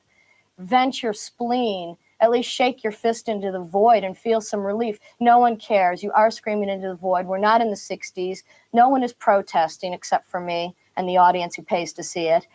But it's important. People have to feel there is some release, even if it's just to be shouting simultaneously that I can't take this anymore. Something has got to change.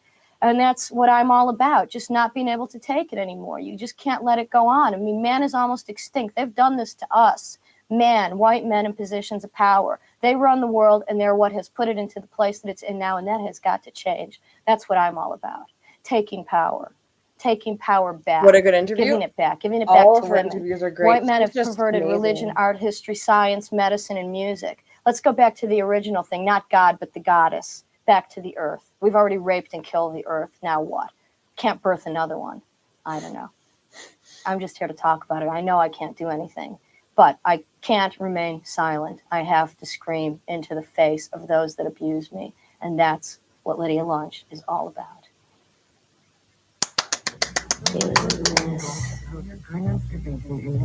He stepped out of the gutter and into my arms, or at least that's what he said. He was so filthy, I guess you can believe it.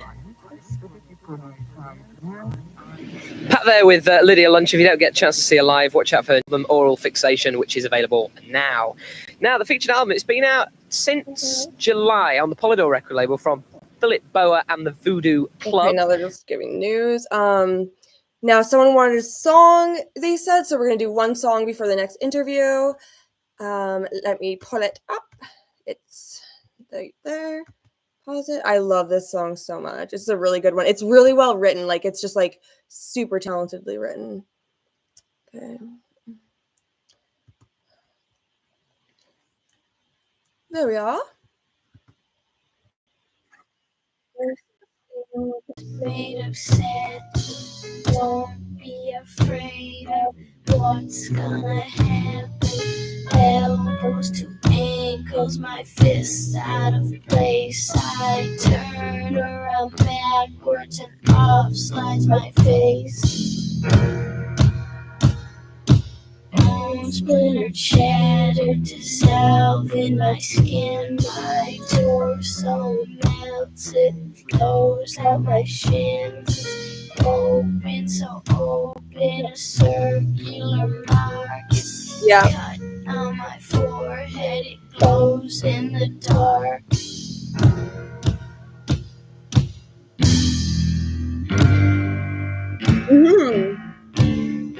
Ran away, dark, dank, stank, moss creeps across the river. I run from the dark, stark, fear-fried run. I run from the night. That I say so sad, so dead and mad and angry, die-hard tears fall at my veins in pain. They torch my mind the same. Ran away, dark, stank, stank moss. It creeps across the river. I run from the dark, stark fear. I run from the night.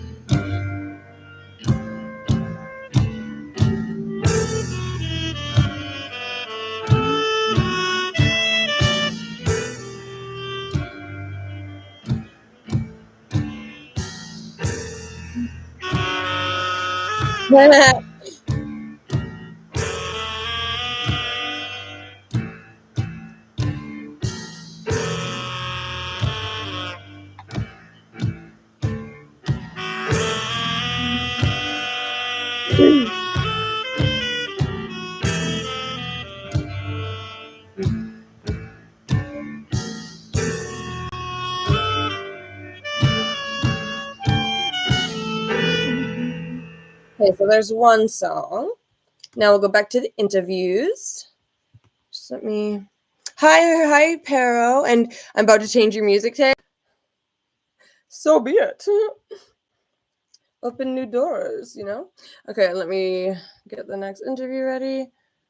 The next interview is on a show called Denton, Denton, Denton, in 1994. Oh, Andrew Denton on his late night show from Australia. Okay, so that's what we are going to look at now.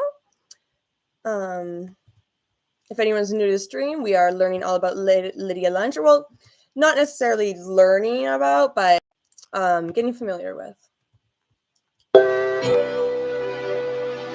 Lydia Lunch is a writer, filmmaker, actor, musician. She's recorded with the likes of Nick Cave and Henry Rollins. And she's also a confrontationalist. She's touring Australia with her music and spoken word show. To find out what a confrontationalist is, please welcome Lydia Lunch. Thank you for the highlight.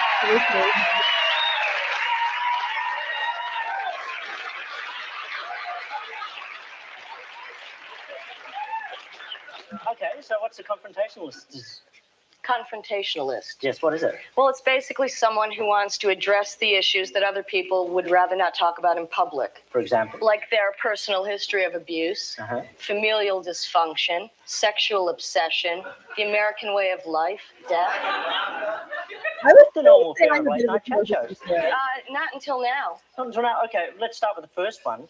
Sexual abuse in childhood. She sounds hot. Are you familiar with this? No, it didn't happen to me. I'm sorry to hear that. Why? Is it a good thing to happen? I think it can make. I think you can make good things come from it. Yeah, because it really makes you examine not only yourself but the way that the entire power structure is based on abuse. I mean, the family is a microcosm of a fascist society. We start there. Who is the Hitler figure? Father, the father of our country, God the Father. Should I go on? Why must the father always be the leading fascist in the family I don't unit? understand why he is. I don't know. I guess there's just too many fathers out there. And that's the first problem. And that's an issue I like to address right now. Okay, now before we do that, before we do that, let's go back. Are you a breeder? Am I a breeder? I have bred, yes. Should I not have bred? I won't breed. No, I think it's absolutely You've confronted already. You were abused as a child, if I can. I think most people were abused as children. No, there's abuse and there's abuse. Absolutely, and that's what we. Well, what sort of abuse are we talking about? Were you sexually abused? I was sexually abused by religion, and abused by the power structure. You were sexually abused by your father? Absolutely.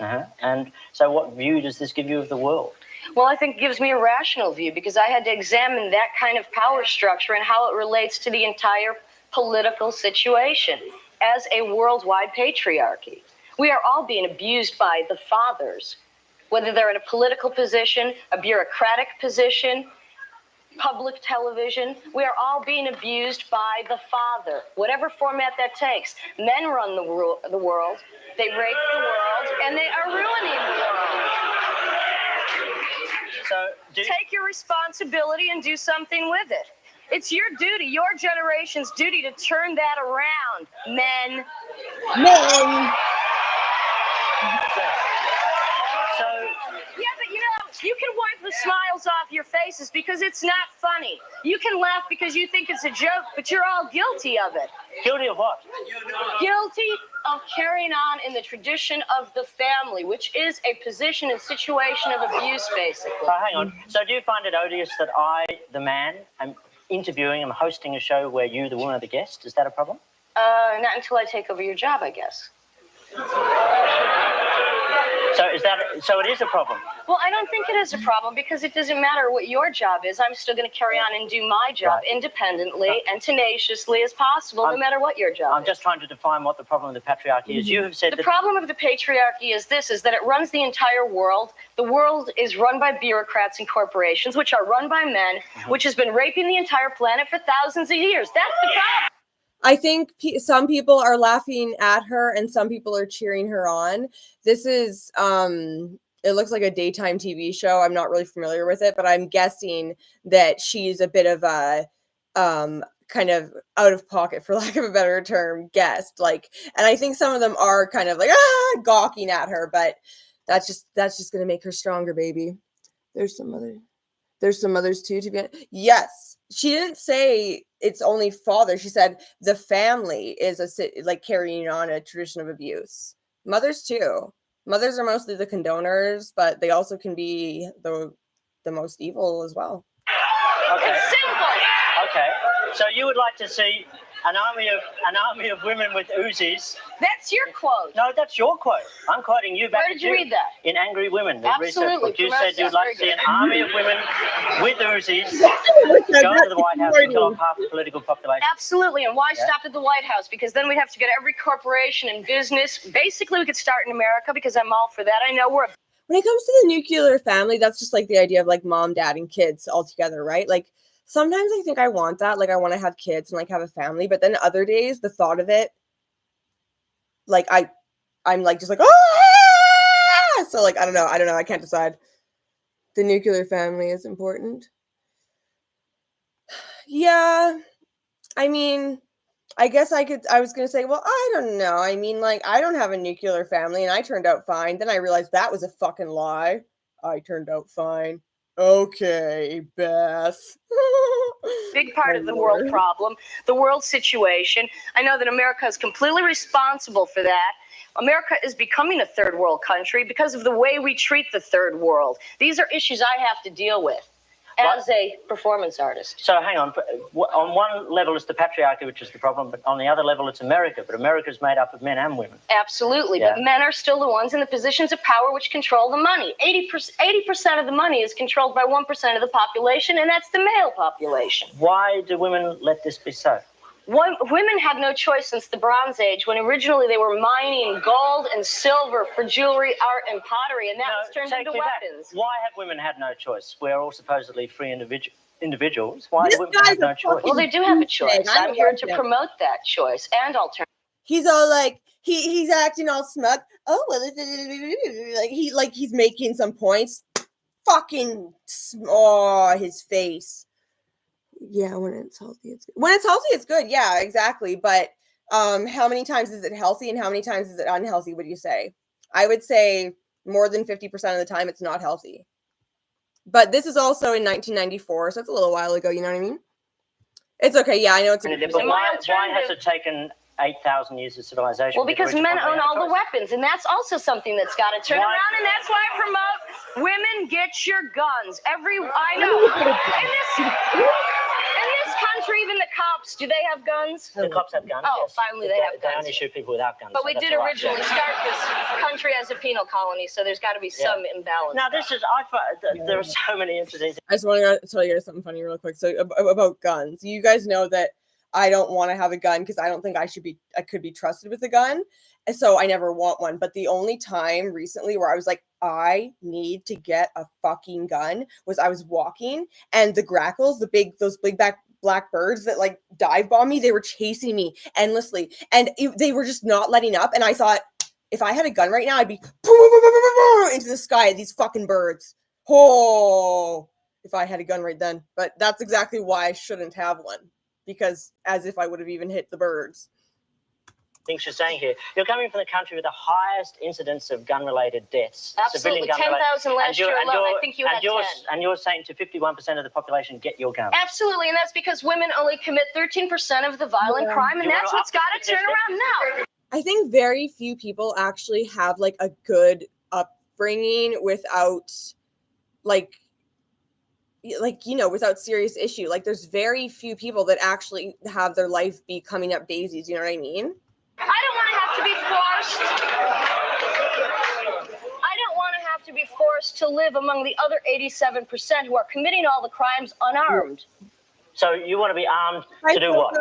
I want to be armed for one reason, and that's to protect and defend myself in my own home. I'm not promoting the fact that everyone should carry a gun and walk down the street and blow anyone's brains out that they want to, although that is already happening. But women should burst into the White House with Uzis. Right. We could start there. Because in America, if you know anything about our history, we have solved every single political issue with violence. Everyone?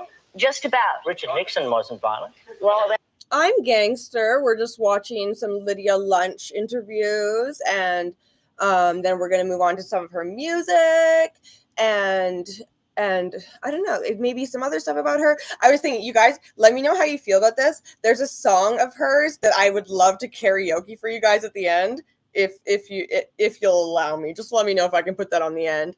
Oh, thank you. Yeah, I did this look for the stream. This dress and makeup. And for these Art Freak streams, I'm going to look nice for them because I never wear makeup and I rarely wear my nice clothes. So like it's kind of fun to dress up in an artsy way for the art streams. And I did kind of a dark look because she's kind of a dark lady, you know? Thank you. that's because I didn't have a gun in those days. Oh, I see. Right. So you would have given him. No, I wouldn't waste my bullets. You wouldn't waste your bullets. Absolutely well, there's no point not. now. He's dead too. Well, no. There really isn't. It's true. The issue with guns in America is that so many criminals already have guns that unless the average person, especially the average woman, can feel safe in her own home from intrusion, you can't steal my nights from me. Under the patriarchy, women's pleasure has already been stolen, and it's taken us a long time to get that pleasure back. You're not going to steal my sleep. That's where the issue of readdressing the imbalance of who has the guns has got to come in, because America's already over the edge. It's over the top. There's no choice. Gun control means nothing. Gun control to me is learning how to fire a gun correctly at the right target. You're very interesting. Very interesting indeed. So are you, and the pleasure is just absolutely indescribable. I'm glad you think that. Now, you're performing around Australia. You have a bug on your face. He's gone. Oh, my God. My perfect visage ruined. Got him. You're performing around Australia? Yes, for now. Yeah, and this is the sort of thing you're doing, confrontational? Well, no, I'm telling stories here, and I'm also performing with Roland S. Howard in our band Shotgun Wedding. That's not very confrontational. It's actually beautiful, obsessive songs of dark romance. Blood? Did I hear blood? It's a shame. You should stir up more people like this. Keep your eyes. Well, they seem rather. You guys probably know this about me already, but I have such a blood fixation. I also love blood. Riled, I think. They're riled, but in a good And you know, way. I don't really have a personal problem with men. It's men in positions of power, and the imbalance of that's got to be readdressed. And that's where my confrontation comes in. I have no beef with men. I love men, especially men with beef. Okay. Hey, it's been a Please thank Lydia Lunch. I feel that. Similar. Like sometimes I'm like, I hate men, but really like I don't have any issues with like men in general. I just hate my father. And I guess that's it. Oh my God. Anyway. Okay, let me see what's next. Bess, you're the first person that I heard the list blood. I never heard anyone else say that.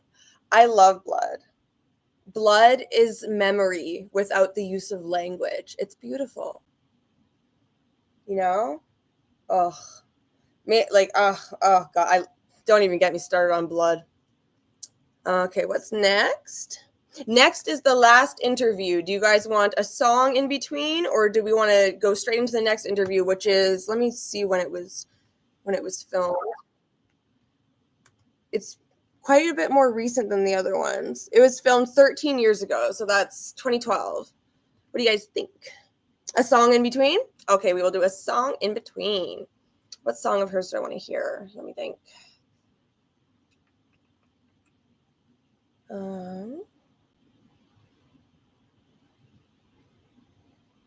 want to pick a good one.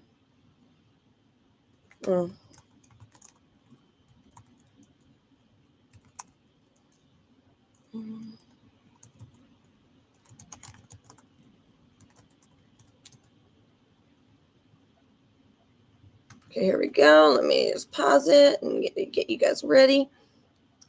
Why do I hate my father? Oh, that's a whole can of worms. And actually, I made a post today where I shared a text that he sent me. He hasn't been in my life for like 7 or 8 years.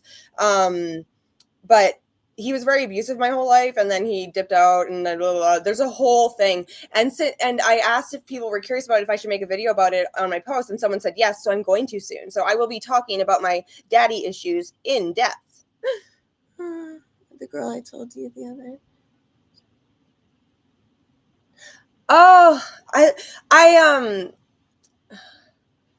scarification is cool. I knew a girl who did it and stuff like that. And if I didn't have tattoos, maybe I would do scarification, but I already have tattoos.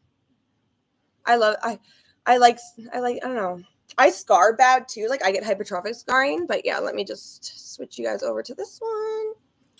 A song in between the interviews. This one, I love this song too. And it's so romantic.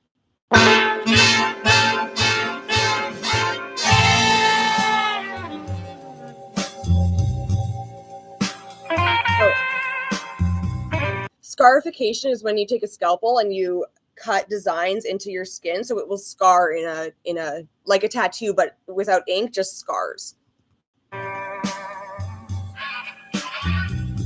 Oh, thank you, Coco.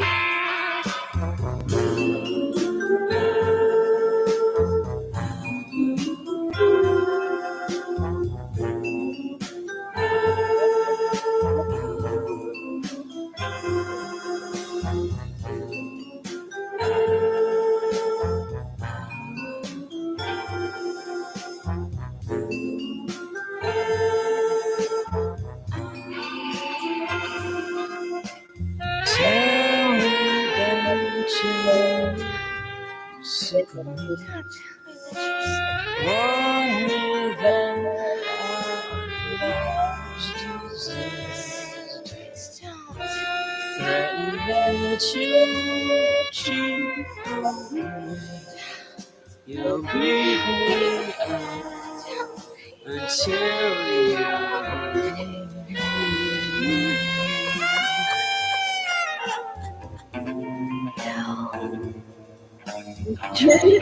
I love this song so much. I'll be sick. Drive my car off.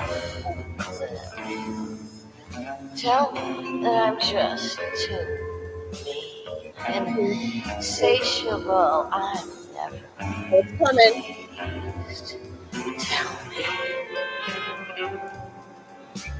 Tell me that it's just too much.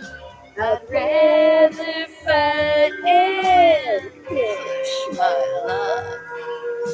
Say you can't take another day. I love it when you storm away. Tell me that you're sick of me. Warn me that I love's disease. Threaten that you're leaving me. A man like you can't fill my needs.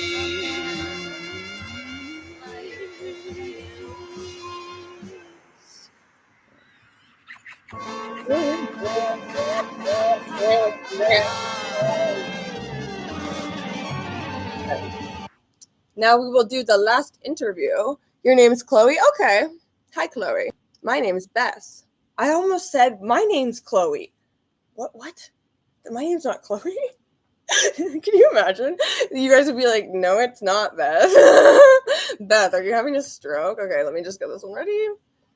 And this is, if any of you know who this is, they have 3.76 million subscribers. I've never heard of him, but his name is Nardwar, and he's the one interviewing Lydia Lunch this time. So let's get that ready to go. Ready to rumble.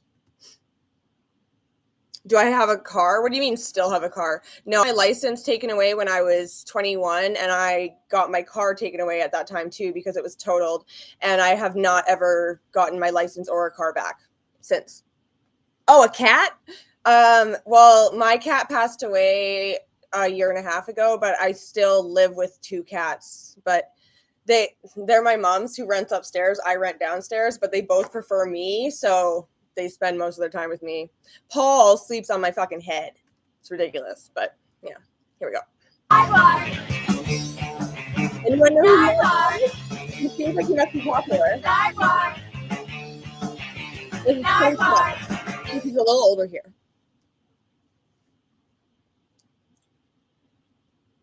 Who are you? I'm Lydia Lunch. And who are you? I'm Exene Chervenkova. Hello, Exene. It's a pleasure to see you. I didn't think you'd be here. Why? I don't know. I just didn't think you'd be here, but it's a pleasure to. Would I get another cat? Yes, when I am financially capable, because right now I can barely afford to keep myself alive. So if I get in a better financial position, then yes, I would. See, you, you, Lydia Lunch. Thank you. Now, Exene, does anybody ever get Lydia confused with Lena Lovitch? No, I think they get Courtney Love confused with Lena Lovitch, don't they? Like Lydia Lunch, Lena Lovitch, Lydia. Any comparison? Next question. You can tell already he's annoying the fuck out of them. They must be getting paid for this, and they're like, oh my god, this fucking guy. I see no comparison. But you're right now. You're very hungry, right? Well, that doesn't matter. I'm hungry for an intelligent conversation, which I've yet to find. I do like that record you have where it says "I did lunch." You need to read up again. It's Lydia Lunch. No, but the way you read it, the way the poster said, it was like "I did lunch." You know that poster I'm talking about? Yeah, I do. You're incorrect, though. You need to go back to Hieroglyphics 101. Lydia Lunch, do you still want to commit suicide? I never wanted to commit suicide, but I'm always ready for murder. Exene? What? Do you still want to commit suicide? I never did. Nardwar is 60 years old. Oh, wow. And what did someone ask me? Do I wish to have kids? Yes, I would love to have kids. I'm not like getting my heart set on it because I'm already 28. So I know that like TikTok, biological clock, but I would like to have kids. Yeah. Oh, she's definitely going to give him a hard time. Like from what I haven't seen this, but from what I can tell already, you can tell she already wants to rip his fucking head off. And so do I. He's kind of annoying. Like, why is he talking like that? And who were the Paley brothers? How many? What does it matter? Who were the Paley brothers? 2 hot young fucks from Boston. Now, did Jonathan Paley once pay to have sex with you, or did you once pay to have sex with him? No, neither nor. Well, according over here to this magazine, this Ben is Dead magazine, there's a little article there, and it goes on right on here. It says the Paley brothers, and there's... But look, anyone that can remember back 17 years has a better memory than I, right? So if you want to interview Jonathan Paley, maybe you should do that. Well, I was just looking at this article, and it said, Lydia... So irrelevant. Well, it said this is a new magazine. You were interviewed for yourself. Yeah, it was so what? And in the interview... I guess you believe everything you read. And in the interview it said, Lydia would say, Jonathan, please come home and fuck me. And he also whipped you. And I'm trying to give you a chance to get back at those homeboys. What is going on there? There's no reason to get back to him. It's 17 fucking years ago, and that doesn't mean diddly shit to me, friend.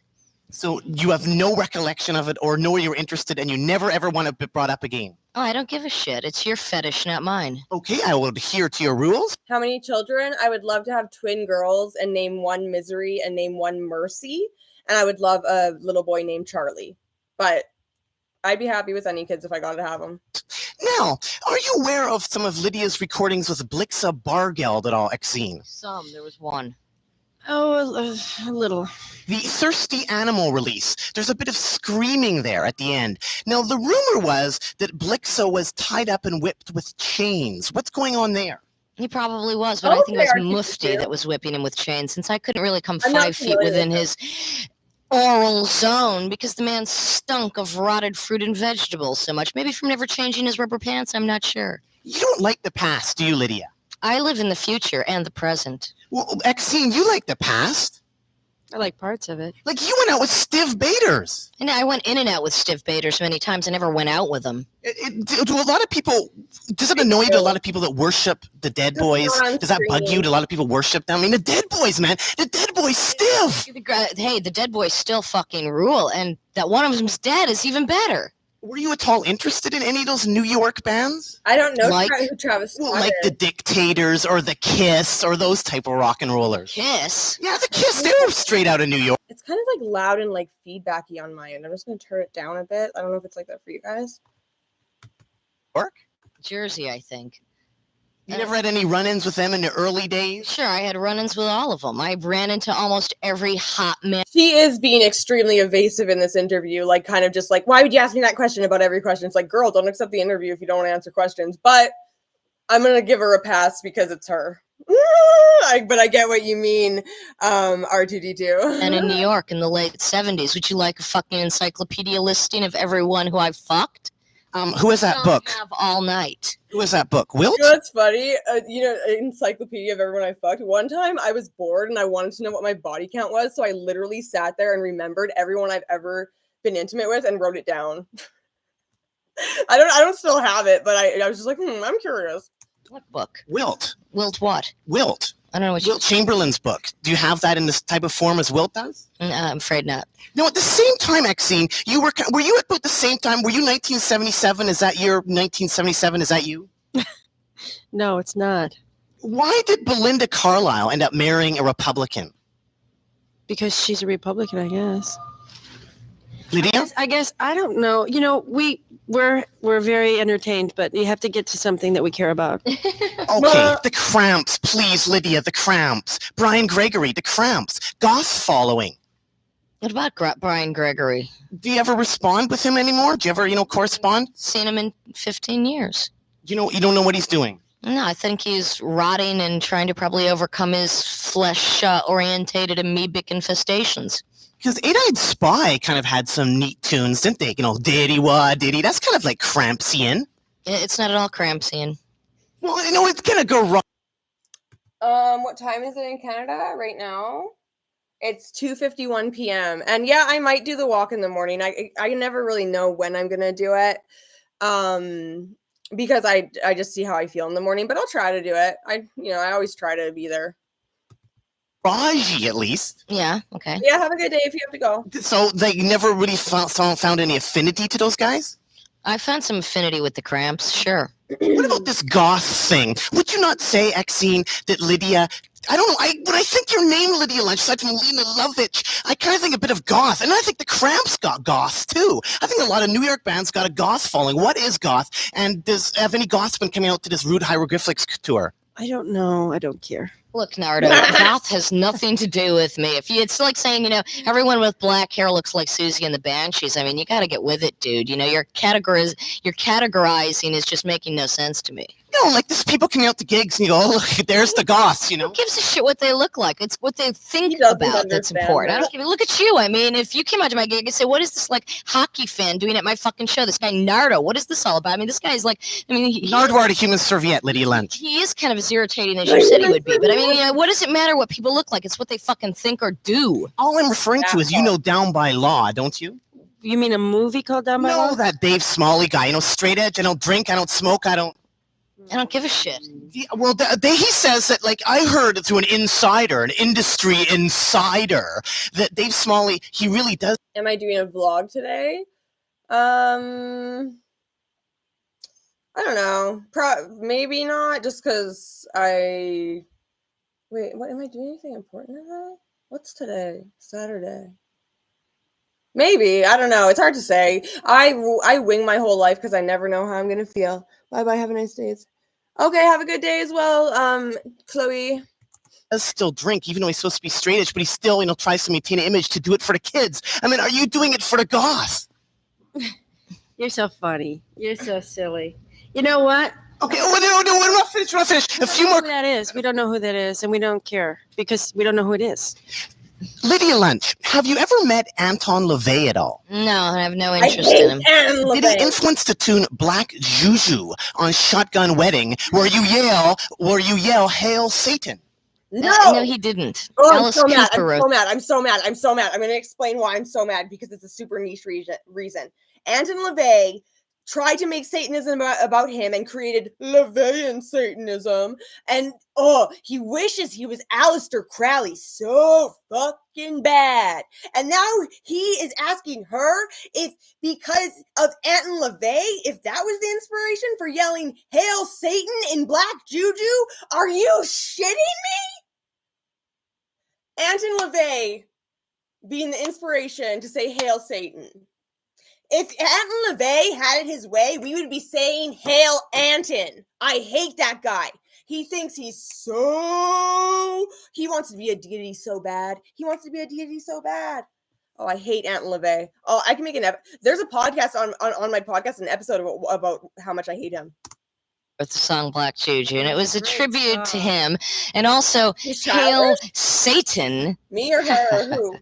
Please. After working with like Mr. Kern in his wild movies, what's the deal on that good-looking guy, that like D-Warshnya guy? I don't know who you're speaking about. I think he's in the movie Stray Dogs. He's like, I really love the way he looks. Where is that guy right now? He's probably dead, since I have no idea who you're fucking. My podcast is on Spotify and Apple Music and stuff like this. I don't do it anymore, and it's just audio, but if I can like somehow figure out a way to download the audios, maybe I'll put them on YouTube. I don't do them anymore because the app I used to record the episodes went away. But yeah, I'll look into that because I just put my Crystal Beth ASMR on YouTube. I'm talking about in those Richard Kern movies. One of the Richard Kern movies. 100 people in the Richard Kern. Okay, how about the facts straight? How about do you like the knife? What is that knife that Richard Kern uses? I love it. Squeeze it and the blood comes out. That's right. It's a blood knife. I love the way it's the same knife every time. Oh, that's right. And how about that pistol? You know, like you came in close contact with a pistol. Was it cleaned when you came into close contact with the pistol? Before or after? Well, before the pistol, you came in close contact with it. I don't think that was necessary. It was well greased and oiled and cleaned the way a good machine should be. Right after these Richard Kern movies, you ended up collaborating with Willy Plank? No, I think it was before that. You're going back. You got to get your history straight, buddy. Billy Plank, like 1981. Now, this guy's interesting. He's into Flintstone cartoon movies. To go from Blood to Flintstone, what's his background? Lydia Lunch and X-Zine. Well, he wrote all the music for the Flintstones and lots of cartoon music during the 50s, 60s, 70s. It's kind of a contrast, isn't it? Go from Richard Kern to the, cartoons? No, you got it backwards, buddy. I went from Teenage Jesus to the Flintstone soundtracks, Date-Eyed Spy, to Richard Kern, and many things in between, which obviously you don't have notes about, but that's okay because I don't have time to sit here and document my entire life history. But you did have a guy called Jack Ruby in your band. Yeah. And you live in New Orleans now. No, I don't. Well, you did live at one time. Yeah, I did about 4 years ago. And where do you live now? That's none of your business. Okay. Jack Ruby, New Orleans, and you like Castro, who just passed through Vancouver. That's very JFK. Oh, it is. I'm waiting for Oliver Stone to make a movie of my life. But like New Orleans, all the religion that's there, what do you think about that? Well, I moved there for all the bullshit, the corruption, the hoodoo, the voodoo, the floral scents. I didn't know a person there, and that's why I usually move. What about Ed the Hillbilly Hick? What about him? Well, where's he now? I have no idea. Well, you did meet him there. Yeah, I did. And do you still have your pit bull? No, I don't. What happened to it? I left it in New Orleans. When I move, I move. Do you think that AIDS is a form of biological warfare advanced by the CIA? That's one possibility. No. It's probable, isn't it? But maybe not the CIA. There's other organizations that deal with that more than the CIA would. Like who? Like this started in Japan at the end of the war? No, it started in the United States. NSC or, the World Organization of Health. The WHO. He's asking her a lot of stupid fucking questions, in my opinion. I can see why they're annoyed. World Health Organization or Center for Disease Control or accidental laboratory experiment on animals or ineptitude or... Look, I don't know why people are so upset about AIDS, because if we go back in history... You think AIDS is hilarious, don't you? No, I think it doesn't kill as many people as many other plagues that we've had historically if we want to go back to the Middle Ages or even... She's not wrong, especially in this day and age. I've had friends who are HIV positive and they live completely normal lives as long as they take their medication every day. It doesn't kill them. It doesn't affect them. They can't pass it on if they take their medication every day. So she's not wrong. even not as far back as the Middle Ages. I mean, the louse, my favorite animal, has personally been responsible for wiping out more men, and I do mean men, than bullets, bayonets, or bombs. Because the louse spreads plagues, and there's been many plagues which have been far more devastating and more quickly disseminating than AIDS. And people are all in an uproar about AIDS, and it's only because in our immediate lifetime we can't remember the bubonic plague. We can't remember the sweating plague. We can't remember the laughing or St. Vitus Day dance. We can't remember these plagues which infiltrated Europe, wiping out people in 2 or 3 days. You did a comic book about Dimphna. Who's Dimphna? Dimphna was a saint, considered saint of the sexually insane, because her father was a pagan king who, once the mother died, insisted the daughter become queen. She refused, ran off with a priest in Antwerp, near Belgium-Holland border, and her father tracked her down and beheaded her because she would not, indeed, copulate. That was a comic book that you put the words to and somebody else illustrated, right? Yes, he's also dead, Mike Matthews. I have another comic book coming out in the fall with Ted McKeevers. What comic book? What was the name? Let me just, if I can get my hands on this comic book, I just need to know the name that they said. Oh. Dimphna. Let me just search it really quick, guys. Because if this comic book is still available, if that's mine.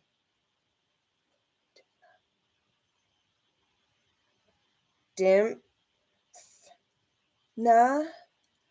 Lydia Lunch. Stop it.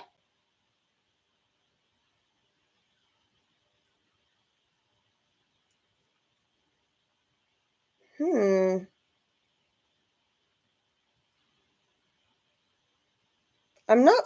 Wait. Oh, there we go. Dimphna.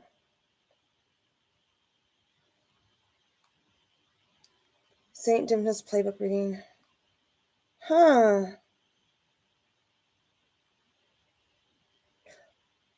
Okay. Sexy Stories from the World Religions 1. And one of the stories in there is The Curse of Saint Dimphna. And that's the only one that Lydia Lunch is involved in, but it's out of stock. Oh my god. Dimphna. Who's Dimphna? Dimphna was a saint, considered saint of the sexually insane, because her father was a pagan king who, once the mother died, insisted the daughter become queen. She refused, ran off with a priest in Antwerp, near Belgium-Holland border, and her father tracked her down and beheaded her because she would not, indeed, copulate. That was a comic book that you put the words to and somebody else illustrated, right? Yes, he's also dead, Mike Matthews. I have another comic book coming out in the fall with Ted McKeevers. Is that on Fantagraphics? It will be on DC Vertigo. Why did Exene and Lydia Lunch, hello, how are you doing? I'm perfect. Exene, how are you doing? Oh, I'm perfect. Why did you guys want Courtney Love's recipe for Prozac brownies? Oh, come on with the fucking microphone. I'm sorry. Do you want me to kill him now or later? We don't. We were just making a joke. On the record, a joke. Because you told Lisa Suckdog that what controls humanity isn't human.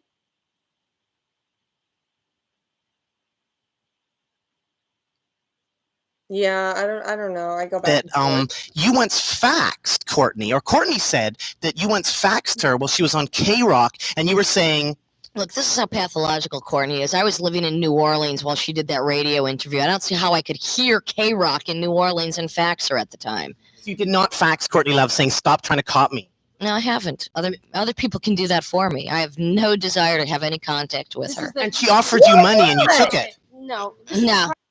This is the first I'm hearing that she does not like Courtney Love. I love Courtney Love. Two women I love don't love each other? My heart. That sucks. I thought they would have loved each other. Technological age. This is the problem with the anonymous age of disinformation. Is everyone? Hey, this is the problem with roller derby. This is Lisa Suckdog's information. If you can't trust Lisa Suckdog, who can you trust? You're not gonna let me say one fucking thing in this whole interview. Is that all these anonymous people pretend to be other people, and it's like it's the medium of the coward and the liar is this stupid computer. And that's thing. why it's perfect for Courtney. But this isn't the computer. I got that out of roller derby. No, but that's how that stuff gets passed around. You said it was faxed. And you said, people call. You're quoting these shitty magazines which don't have one iota of interest in the real truth. And it's all perverted through historical backlog. And people are so consumed with other priorities that what do these petty details mean anyway? Who put David Byrne and REM on the cover of Time magazine? What year? Now, who put them? Who made those people, Lydia? Who are those people that you'd like to identify? I don't give a shit. You don't care about those people that put R.E.M. and David Byrne on the cover of Time magazine? You don't care about those people? Isn't that what you're out to do? You're out to destroy those people. You don't like those people. Time magazine. But you don't like those people that are out there, that machine. Time for those people. But those people are the root of all the conspiracy. Don't you have time for yourself? You're so preoccupied with everybody else's past. Where's your own past or history or future? I only have concerns about the world situation and my part in it. That's all I'm concerned with. And at that point, I will close this interview. Oh, Lydia, just a few more little quick questions here. Do you always win? Yeah. Like, do you always win? You're beating me here. You do always win. Of course. You were pushed to a plate. Oh my God, she's trying to end it, and there's still 2 minutes. Bro, know when to quit. This window at one time. Wrong. No? You really need to do your homework. You said that in your speech.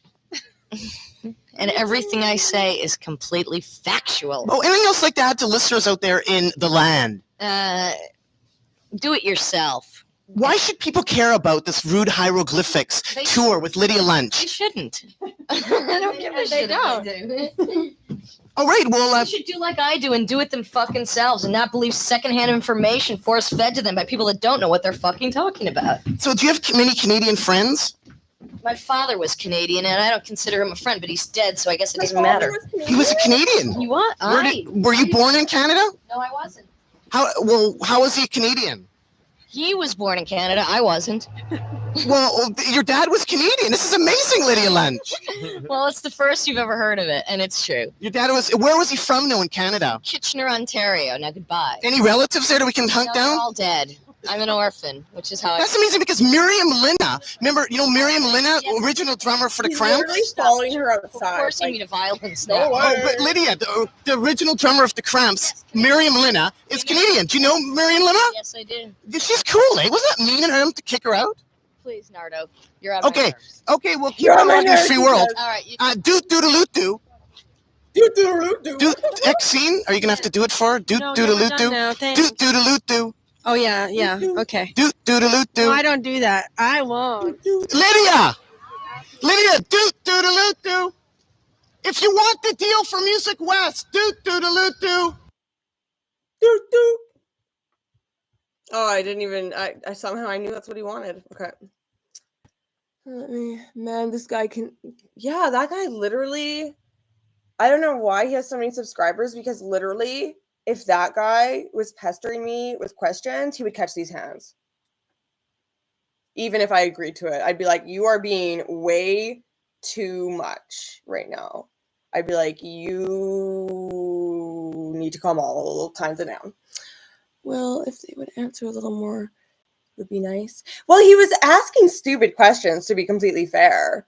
Like, he was asking about, oh, did this guy used to fuck you and whip you? Oh, are you and Courtney Love friends? Like, oh, I don't even remember, like, a lot of his questions, so they were so stupid. Like, they were meaningless questions. He was kind of just annoying. He was kind of a bit of a pest, in my opinion. But I think that is it for the interviews. Let me check. Waiting on the word come out the gospel singer's mouth. Okay. Yeah, okay. So now I just want to show you guys some of her music. And I also have a song that I wouldn't mind karaokeing for you guys of hers. How would we like to arrange that? Doo-doo. Boom, boom, and great to be crazy. By the way, thank you guys for like watching this with me and everything. I hope you're enjoying it so far. And the music is like, her music is so well written. Like, that's one of the karaoke first. Okay. Oh, now I'm nervous. Okay. I hope I don't forget the words or something, because I haven't done this karaoke in a long time. Let me bring it up. I'm a silly bitch. This song is called The Gospel Singer. Oh, I gotta pause it and wait until I screen share it with you guys.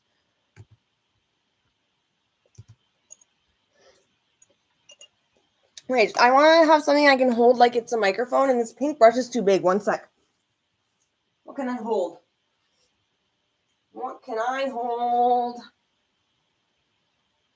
Oh my god, no, that would be hilarious, but no. I know.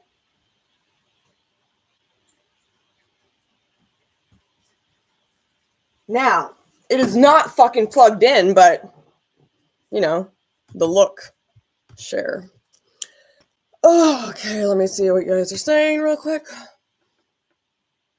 What can she hold, chat? I have a microphone. I'm gonna hold it. Okay, oh, and I'm scared. I'm nervous. I'm like, how's this song go again? Okay, let's do it. Okay. Oh, and there's, okay. Okay, I gotta turn it up. I gotta turn up a bit. Oh, right here I can. Okay.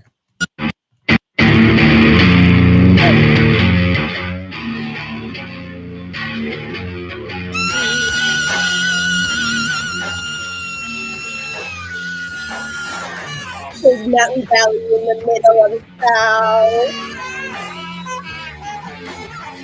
White city with the really same mouth. Walking through the thicket in the dead of the night. I'll leave her away when I'm inside. Waiting on the word from the singer's mouth.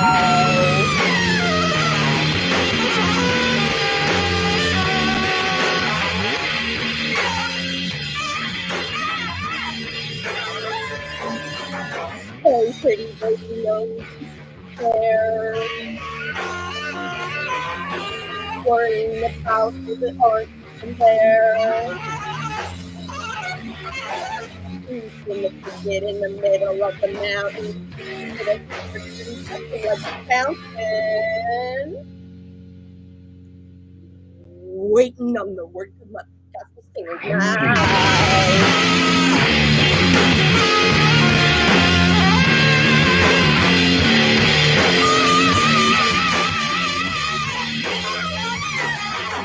Pretty butter baby with a horrible scars. Tried to kill her daddy by ripping out his heart. Had to teach the girls with a horrible lesson. Shot a little kitty with a stick and weapon. Waiting on the word come up. Got to mouth.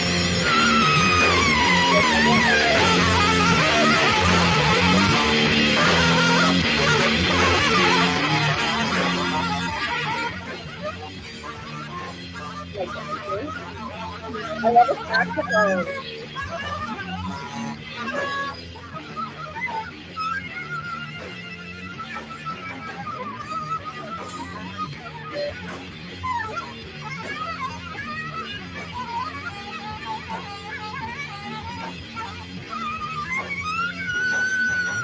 Down by the quarry near the railroad track, something smelling fishy telling me to go back.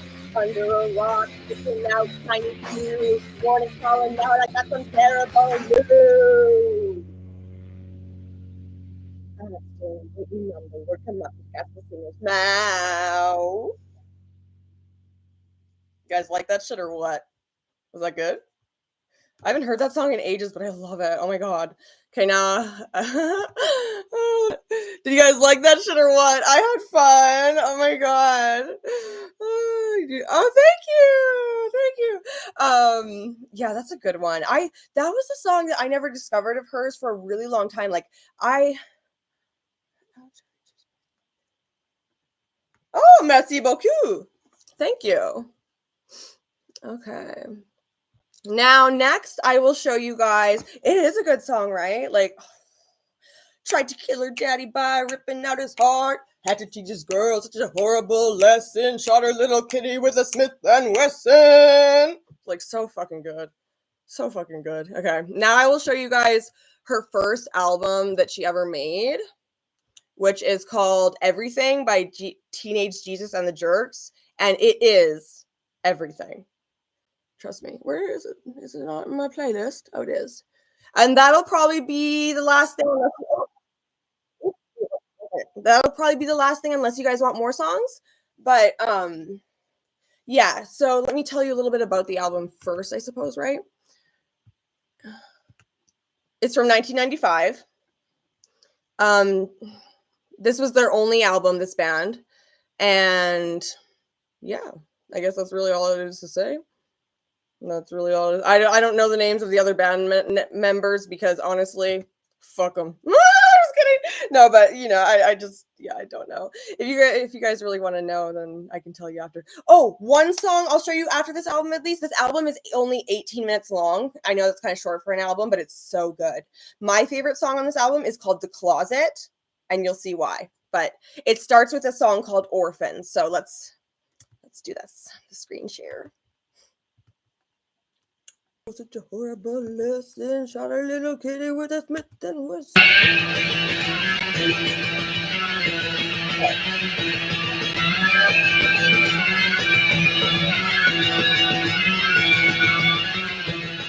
How's the volume? Do we want louder or quieter, or is it good? Just want to know that really quick. Does she only do rock music? No, she's done like the second one I showed you where it's like I love it when you storm away. Like she does jazz as well and like little things like that. Like she's done country like in my time of dying, I don't want nobody to cry. Or that one, like she's done that one. The audio is good. Okay. Okay.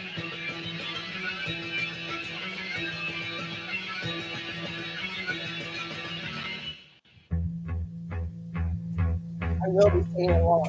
I love this album.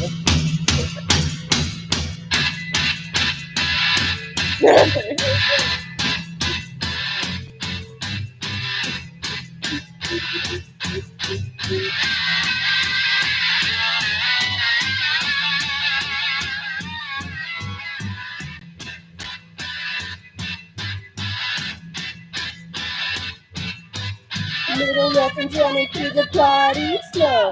Little orphans running through the bloody snow. Little orphans running through the blood, through the blood, through the blood.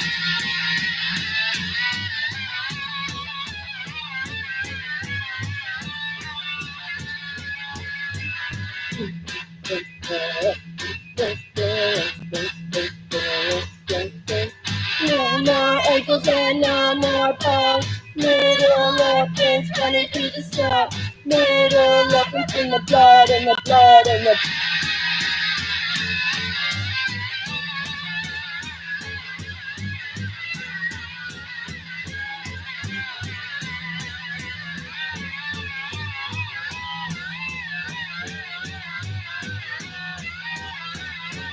she's kind of a niche interest, especially now. Like, you know, she was kind of popular in the 80s, 90s. Little orphans running through the bloody snow. Little orphans running through the bloody snow. Little orphans running through the blood, through the blood, through the blood. No more ankles and no more bones. Little orphans running through the snow. Little orphans in the blood, in the blood.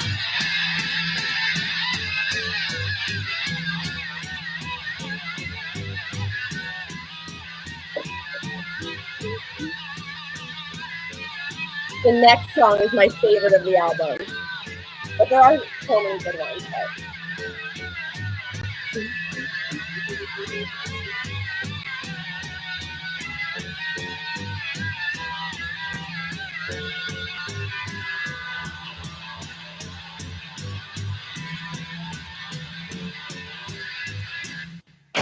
This is my favorite one. Oh, wait, let me tell you. It's called The Closet. And there's a certain line where you're going to be like, oh, I see why Beth loves this song because of what it references. And if you can get it without me telling you, like I'll pause it and be like, anybody get it? And if nobody, and then I'll see if any of you get it. And if one of you does, major cool points. If not, I'll tell you.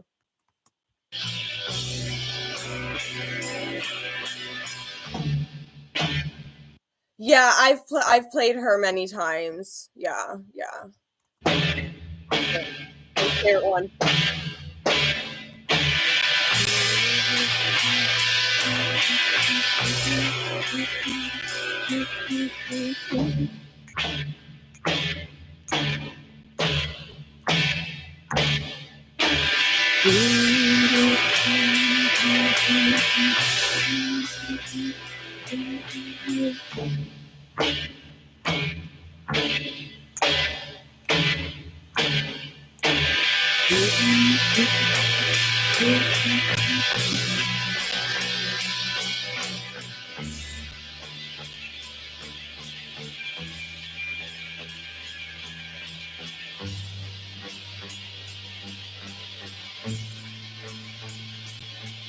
This? No. Wait, no, I've never covered any. Oh, maybe the gospel singer one I've covered on my Bandcamp, but I've never covered this album on my Bandcamp. But anyway. I'm in this closet and I can't breathe. Will you just please release me? I can't move and my kidneys fail. Eyes of this room feels like jail. I can't talk, I can't enunciate, and I'm treated like Sharon Tate. Does anybody get it? Did anybody get the reference? Did anybody get it? I'm gonna give it a little minute or so. I still don't get it. Okay, she said, I can't talk. Wait, yeah, I can't talk. I can't enunciate, and I'm treated like Sharon Tate. Sharon Tate was the main victim in the Manson murders, and she was locked in a closet for part of it. That's why this song is called The Closet. And you know I'm a huge Charles Manson fan, and he is innocent, so I'm not a murder sympathizer. Anyway, that's why I love that part. Anyway, it gets even better.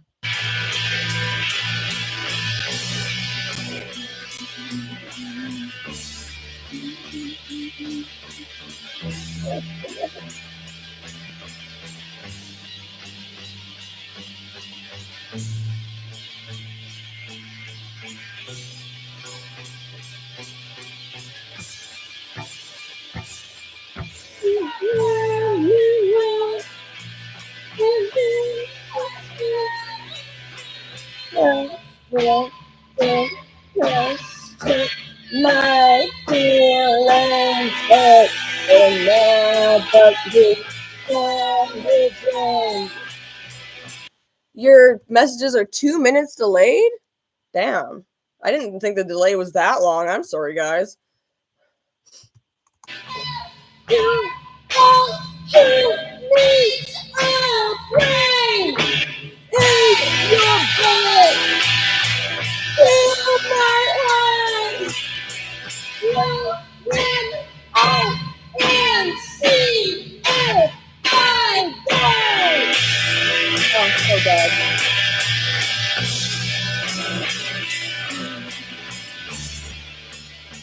Nice 95, huh? Yeah.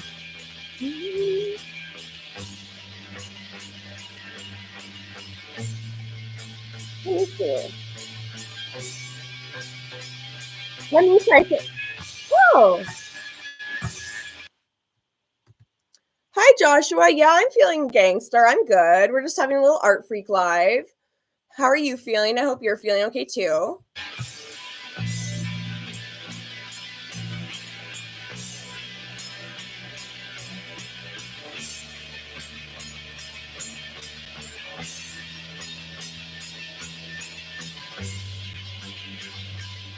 Okay, guys, I just want to see how delayed the chat is. So I'm just going to go to my stream and go into my other account. And it's just going to be called Homo. But I'm just going to say hi and see how long it takes. Hi. It came up instantly for me. I don't know why it's delayed for you. That's weird. Homo. Do you guys like my other account? Oh, it's your internet. Oh, okay. I didn't know that the internet affected that. But okay.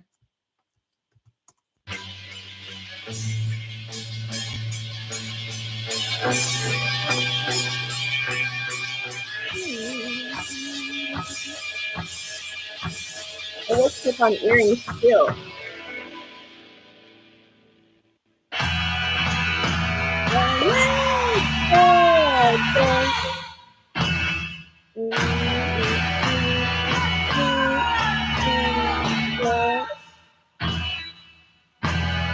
Yeah, right?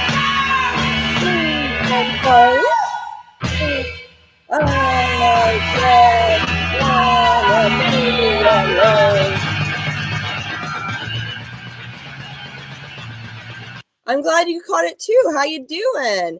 We don't have like too much stream left. We've been on for 2.5 hours, but there's still some.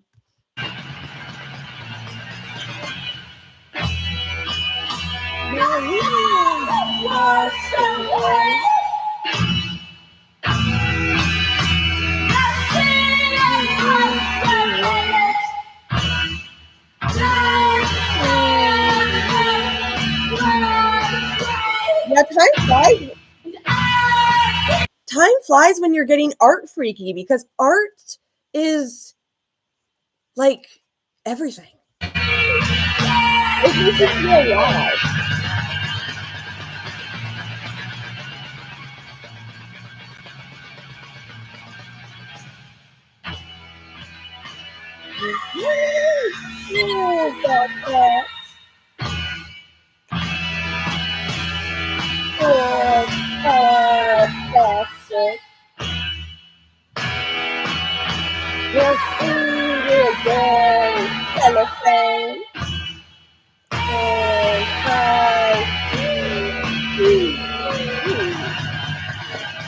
Thank you, whoever sent heart. Thanks, Matt.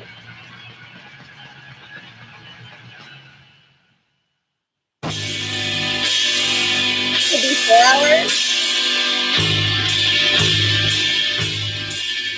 Do you mean like if we told you 4 hours had passed, you'd believe it because it's boring, or like you could do this for 4 hours? I'm confused. Either way.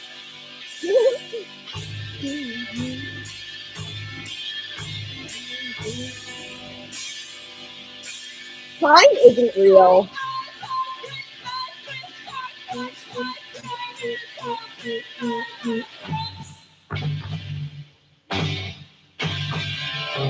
Oh, trust me, Joshua, we've been learning all about how it's a thing for this whole stream.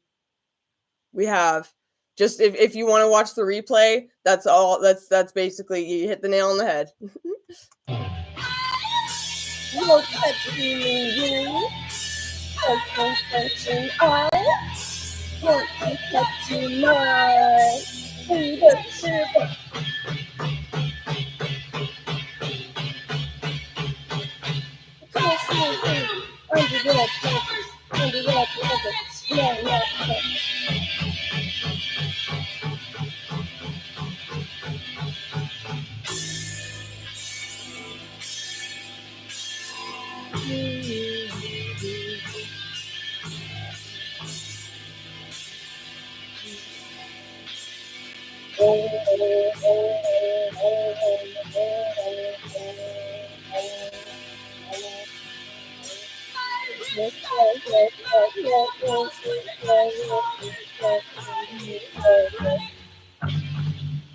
Oh, okay.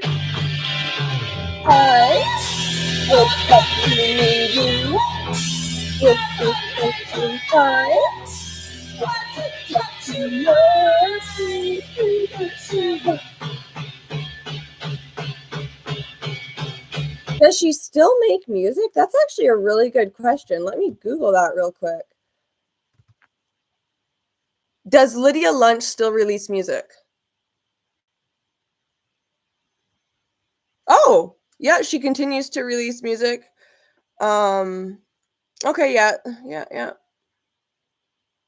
Yeah, so Smoke in the Shadows and Retrovirus, they aren't super recent, but they're recent enough. I've heard those albums. Oh, I thought I could click here to unpause it, but I'm in the wrong window. Silly me.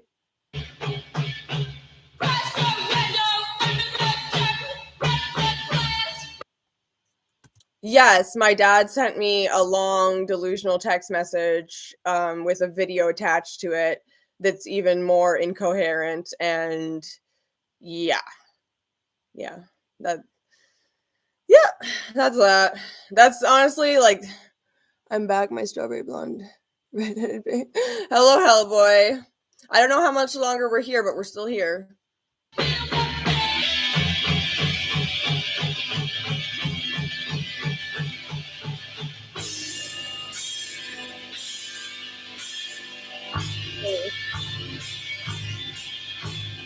It was a biblical text with a side of blackmail and like what's the word? Like it was a sad attempt at manipulation because yeah, I don't know. I don't know what goes on in his life anymore, but I'm going to make a whole video about the whole dad situation of it all with me because I asked if you guys were curious on the post and one of you said, yeah. So I was like, yeah, I'll make a video about it because, I mean, I don't mind talking about my daddy issues. I mean, he's the issue, not me. I mean, it's quite an interesting story, to be honest. It's like that.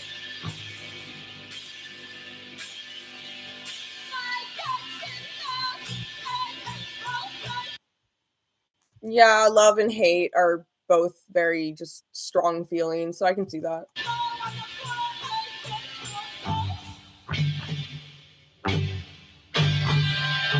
Hi, you're touching you. So touching my fingertip.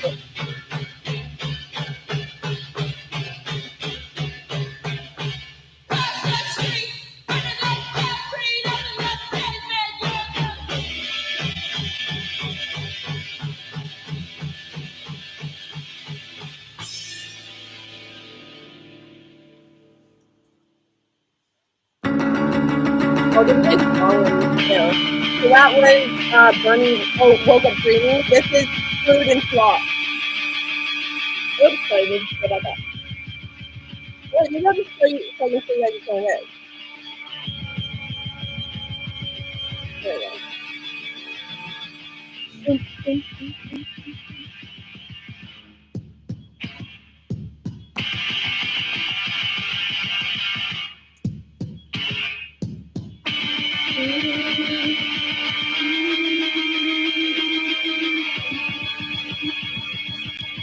Oh, I love this next one, Baby Doll. Okay, now it's Baby Doll. Little girl, in your little girl, just in baby doll, in your baby doll. Thank you. Watch me belly run, watch me belly talk. I'm a little girl in your little girl. And thank you, Joshua, for the compliment. Mommy, please, can I please just once is not enough. Now your shoes are stuck. Daddy slams my head. He's the lonely man. I'm his little girl in his little girl world. And he. You know, next one is coming up. I love this next one too.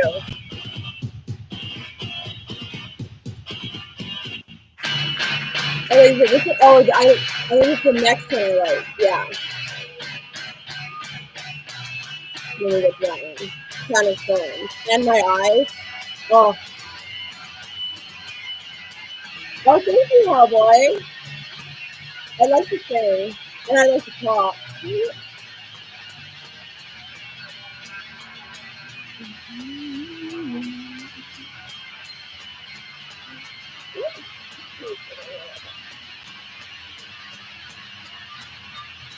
My lipstick has stayed in top.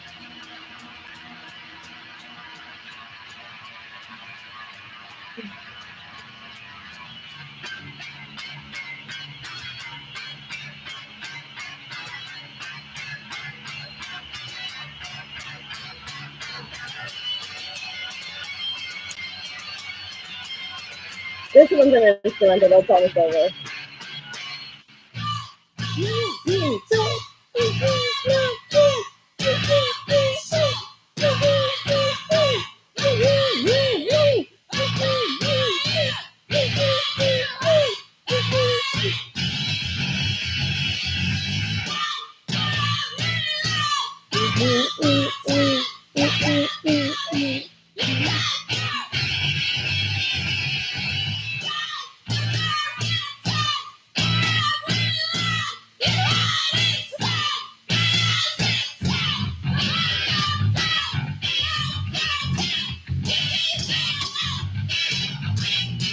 Here we go.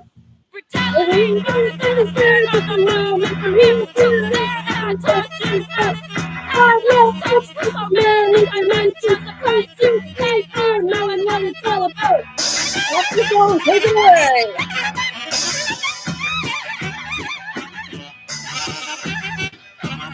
I love this one too. Sensitivity starts to work, but the further you go, the deeper you go. And a 6-foot shark better read forward. Once in a while, you need to rework.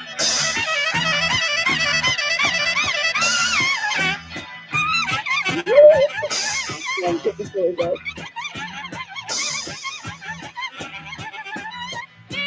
This is the trick of the business. Pushed and pull, and you're all out of shape.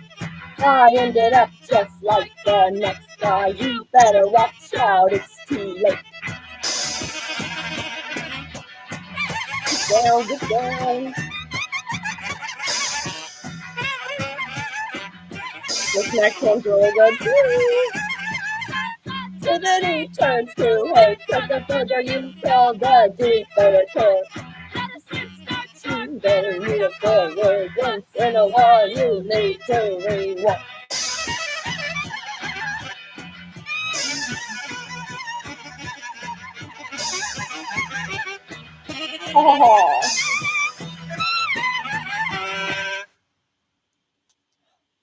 My eyes are empty, I stare blindly fixed on you, you're stunned remotely.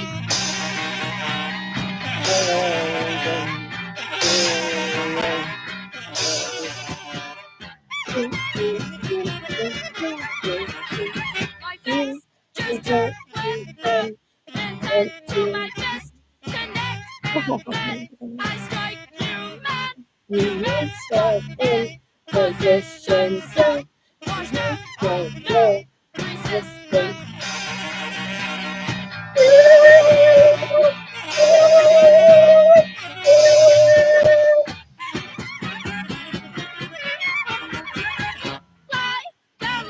Don't sit beside me. Oh, thank you, Hellboy.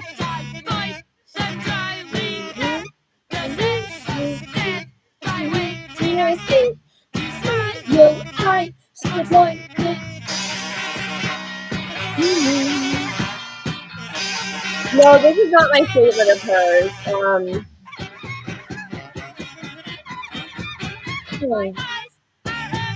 It's my favorite of hers.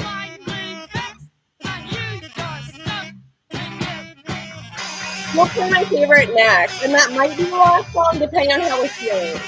If you guys want more songs in it. Right. Let's do a little ender.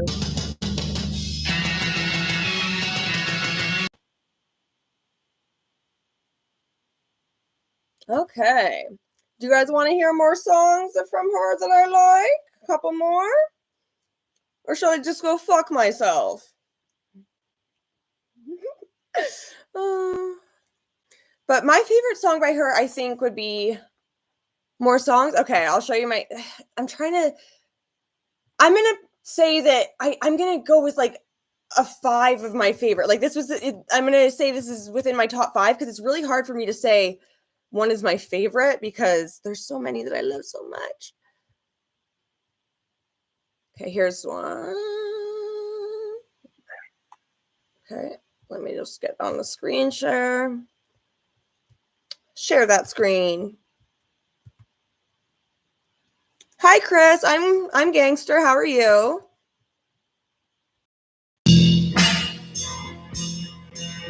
I want to make her a cigarette because she has a cigarette. I don't even like cigarettes. I'm drunk and I can't drink.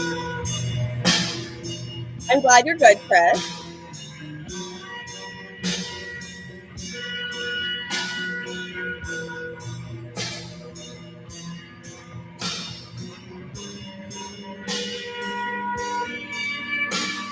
I could get very lost in cold, no bigger than a red bomb.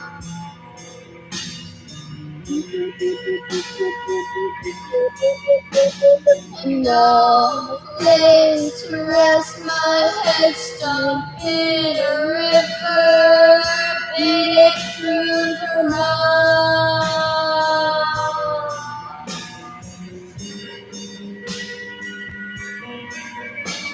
And hope to God that it rains, they stay there.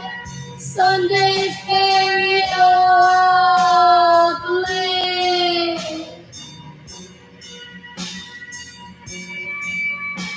And lock the door to the cage and throw away the keyhole.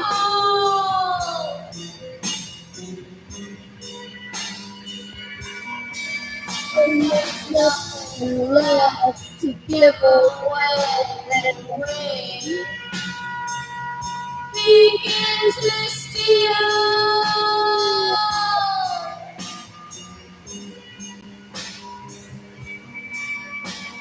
What did you do to deserve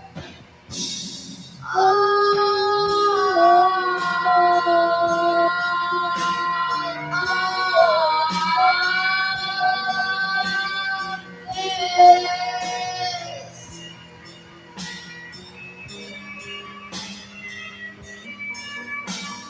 Rains go away and press my tail. Right, Armand? It's so good. My mouth hurts.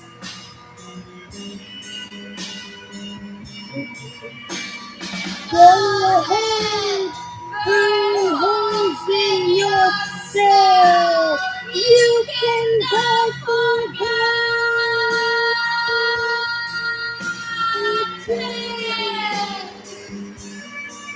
There are some things that we wait lifetimes for. Let's think through people. I'm taking my Christmas earrings off. They're sore. What did you do to deserve?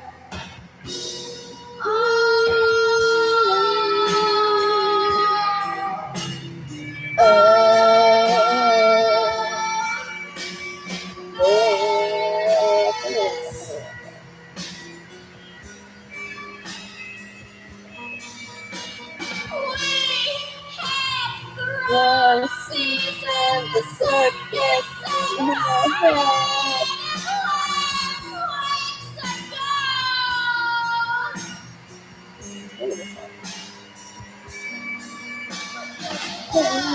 Moon at a quarter to 2 and tonight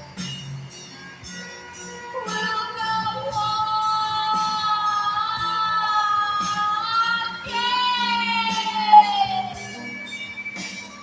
Tell me the sadness still you know, and I'll raise you tell. Oh, there it is.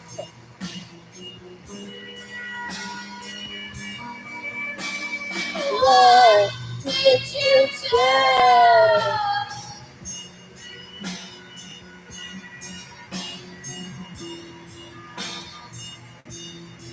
Guys, not many of her songs have karaoke versions because they're rather obscure, but I found one, you know, Dusty Springfield's Spooky? Lydia Lunch does it a little different, and I found a karaoke version of that. So next I'll do one more karaoke because I feel like it's just low effort for me to just play music and be sitting here. So I'll at least do a karaoke, and then we'll do one more song, and then we'll see where we're at after that.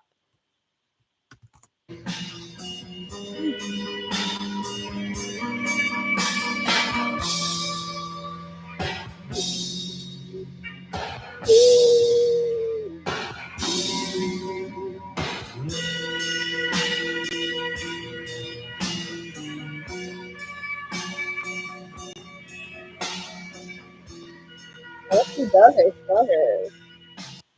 Let my karaoke song up. Spooky. Anyone know that song? Yeah, Lydia Lunch does a version of it. Oh, I have to refresh the page because I just added it on my phone. Pass. Motherfucker. Okay, there. Don't. No. Come on, man. There we go. Pause. Now let me go to share the screen. Do I have them with the lyrics? The songs? There's not a lyric video, at least for that song. Do you mean the karaoke's or the regular ones? I really enjoy screen sharing streams. Yeah, I just learned that it's really easy to screen share on YouTube. I would have been doing this long ago if I knew it was so simple. I thought I had to get like OBS or Streamlabs or something, which I'm bad at. But yeah, okay, I'm gonna karaoke one more.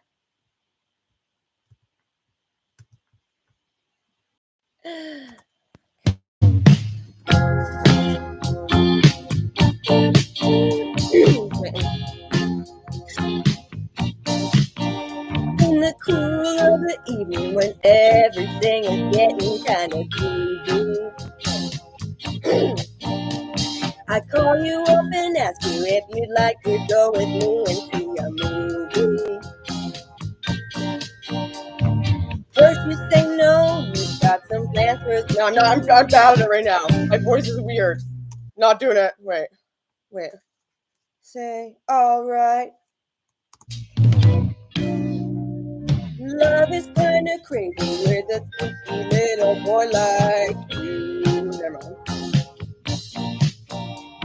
You always keep me guessing. I never seem to know what you are thinking. And if a girl looks at you, it's for sure your little eye will be awakened. I get confused, I don't know where I stand, and then you smile and hold my hand. Love is kinda crazy with a spooky little boy like you. Spooky. Thank you. And yes, for your lunch.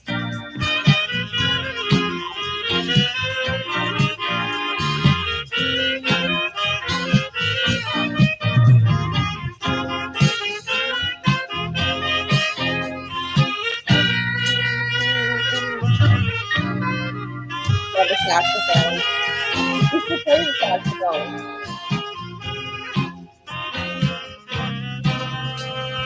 Maybe someday you'll decide to stop the games that you've been playing.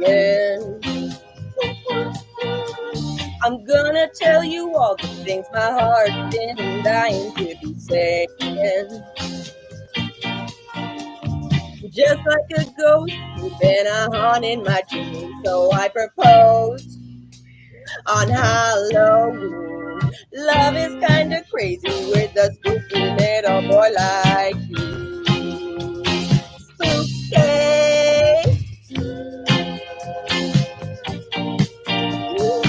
Oh, there we go, that's all. Okay, that's all the karaoke we have for today. Now, we'll show you a couple more songs I have in here that I wanted to show you.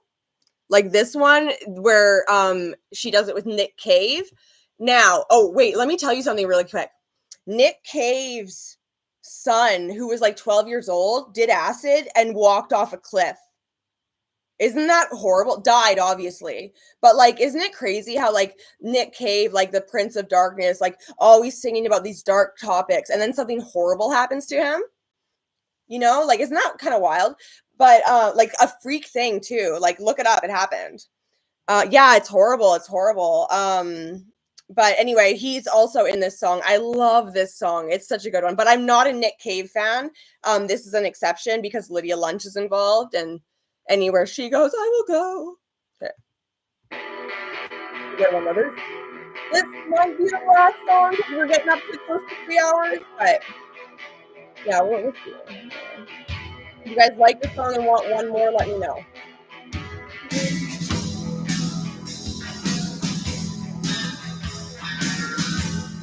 Oh, there's kind of one more that I really would like to play. We'll see. One more song? Okay. Thank you, R2D Sheriff. Oh, I'm a great entertainer. I didn't even see that one. Thank you. Riding shotgun through this silence, spitting out these bitches.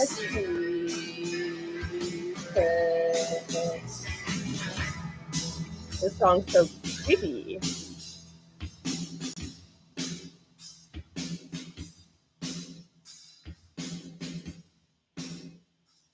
There's a killer in a car, and he's walking right outside my gate. Get it done, yeah. Get it done, yeah. Nothing left is what it keep protecting nothing from my gate. I'll just listen. It's too delayed, LOL. It's too delayed. I'm sorry. Falling angels getting crushed beneath his feet. Get it done, yeah. Get it done, yeah. You had a fallen angel. How about you hit that like button, Yoda Leggins?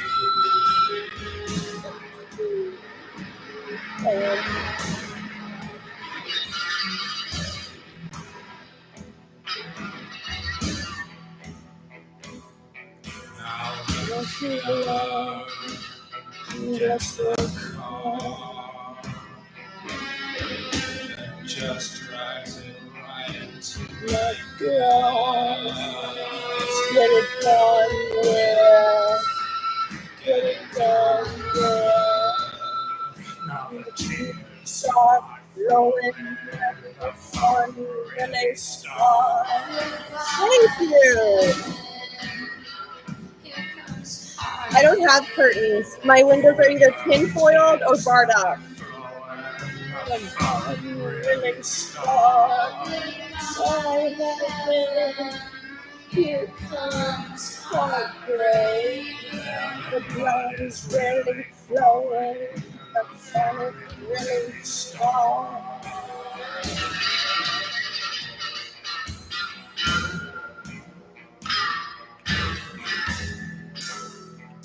Thank you, Yoda Leggins. Okay, R2D2. I didn't think you were. I'm just still saying sorry.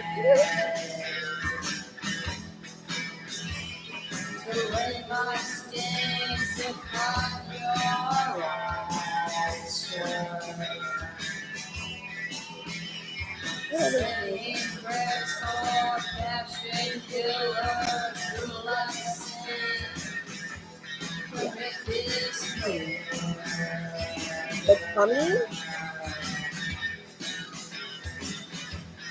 My tummy. Why? Get it done, yeah.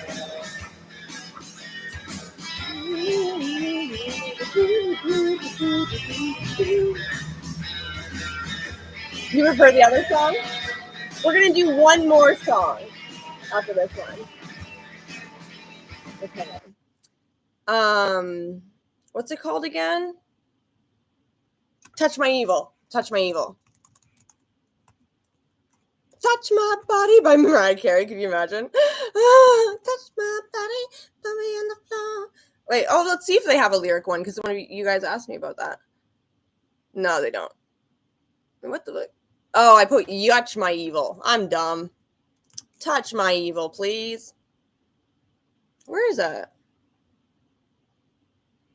Okay, putting lyrics ruined it. That's weird. I guess I need to do this. Yeah, found it. Weird. My stomach. There.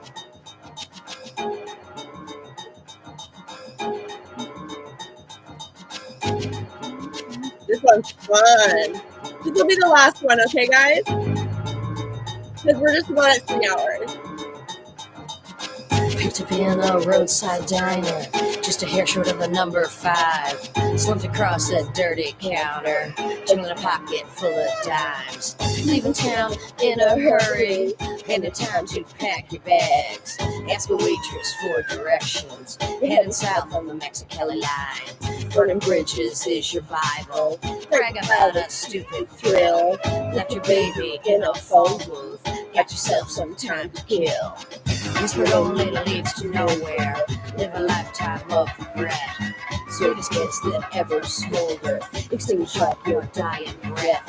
This'll only get you nowhere. This'll only get you nowhere. This'll only get you nowhere. This'll only get you nowhere. I'll mark your torture and your weakness. When you fall on bended knee, don't beg me for forgiveness. Hurt yourself by pleasing me. I warn you now not to linger. Search your bear, read my name. Your heart will just surrender. Love burns with caustic flame. This'll only get you nowhere. This'll only get you nowhere. This'll only get you nowhere. This'll only get you nowhere. This'll only get you nowhere. Live through oceans of regret. For the mansion that we conjure, there's a lifetime after death.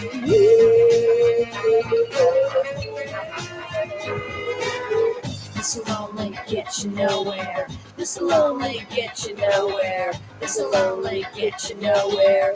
This'll only get you nowhere.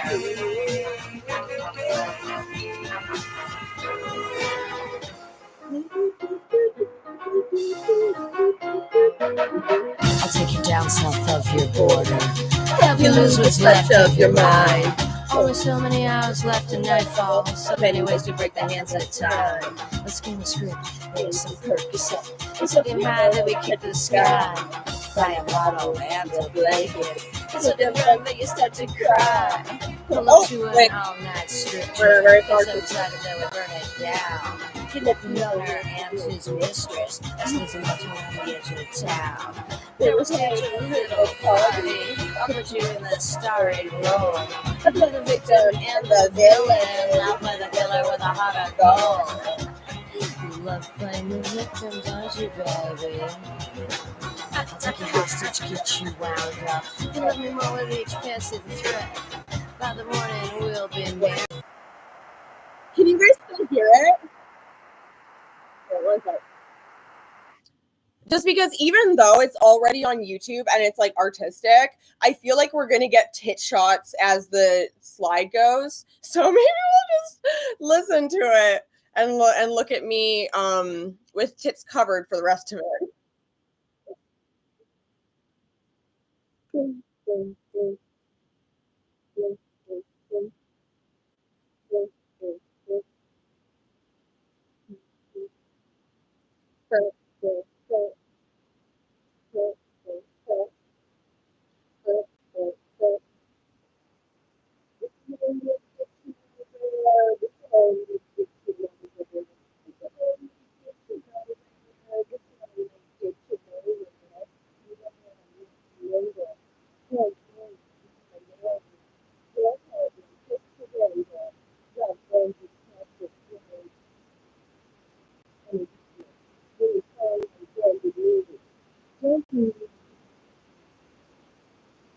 Yeah, it kind of is. No, you didn't miss much, but we're about to end it soon, like after this. I'll see if you guys have any questions. sing this song? No. I hit her on number 5. I'm dead in a dirty red suit. That is all I'm different so. Sometimes in a hurry, in the time to pass the way. Direction. And then south on the Mississippi. Right. Okay. Oh, it sounds muffled? Okay, yeah. Okay, anyway. So, that's really all I had planned, unless anybody has any questions. Be they about Lydia Lunch, or if you have any questions for me while I'm here. But we are going to wrap it up since we are almost at the 3-hour mark. And yeah. Any questions? Any comments? Any concerns? What a great stream, Beth. Thank you. LOL. What's funny, R2D2? Just kidding. When is the next stream? Do you know? No, I don't know, because like the thing about me is I'm like, I can't even predict myself. Like if I say like say I made a schedule and was like, tomorrow at 12 p.m. I'm going to do this. By the time I get there, I'll have like freaked myself out about having a commitment so much that I won't want to do it anymore. So I just schedule these streams like 2 or 3 hours in advance. Great moves. Thank you. You don't mean that. I move so bad. But thank you. Anything else I have to say about this woman? I don't know why I never thought of this, like why I didn't know that she had books, but I was able to find 3 of her books on Amazon, and when I get paid this month, that's going to be my one thing I get for myself for the month is the 3 books, because I like the women I love. I buy their books. I buy the books of the woman I love, like just like Sherry Schreiner, who's going to have an episode soon. So look forward to that, guys. Oh, and by the way, another episode. More of these. Yeah, these are going to be a whole thing. Like that's why I made the intro, right? I guess I could. But yeah, that's why I made the intro, because these streams are going to be a regular thing. I have a lot of interests. And I just want to gauge the interest for this one subject I'm about to say. So my original music on Bandcamp that I've written and recorded and produced and all that, if I were to do a stream where I play that and then explain what I mean in the songs, would that be interesting to you guys, or would that be just me kind of way too into myself? What do you think? Because like, if you guys would find it interesting, I'd love to do it. But if it would just seem like I'm up my own ass and it's boring, then I won't waste time, What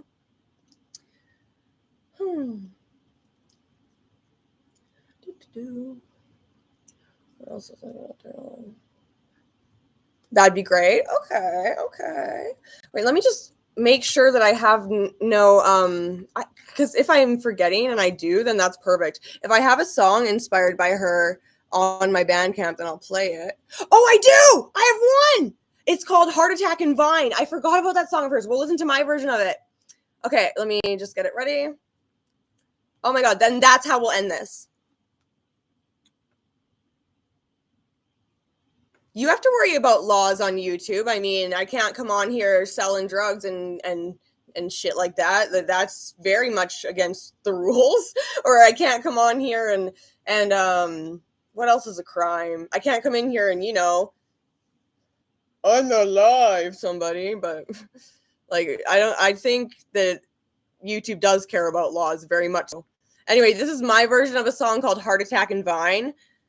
That's an album cover I picked. So yeah, this is my Bandcamp page. Just gonna turn it up a bit. It's a little quiet.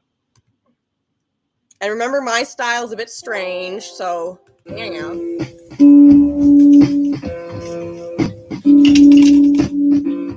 When did I record this? I forget.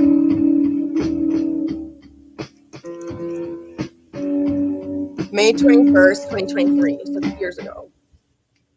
Oh my God, more than 2 years ago.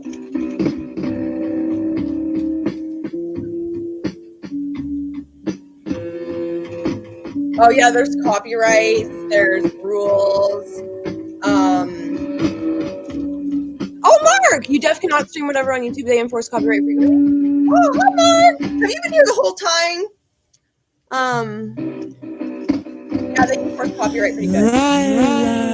with your pants on fire. White spades hanging on the telephone wire.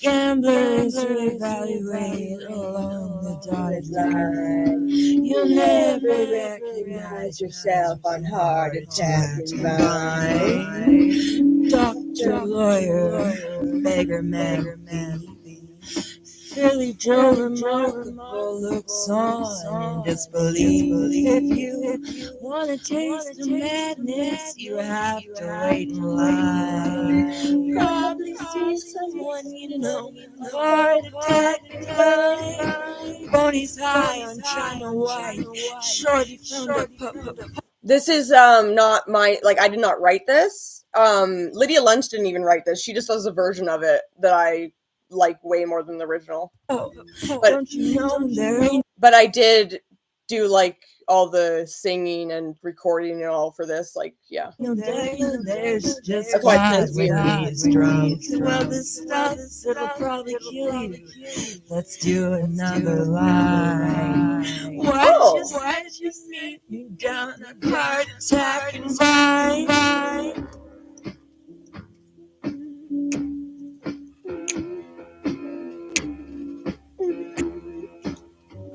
But yeah, this is on my Bandcamp page, which I will link in case any of you want to know.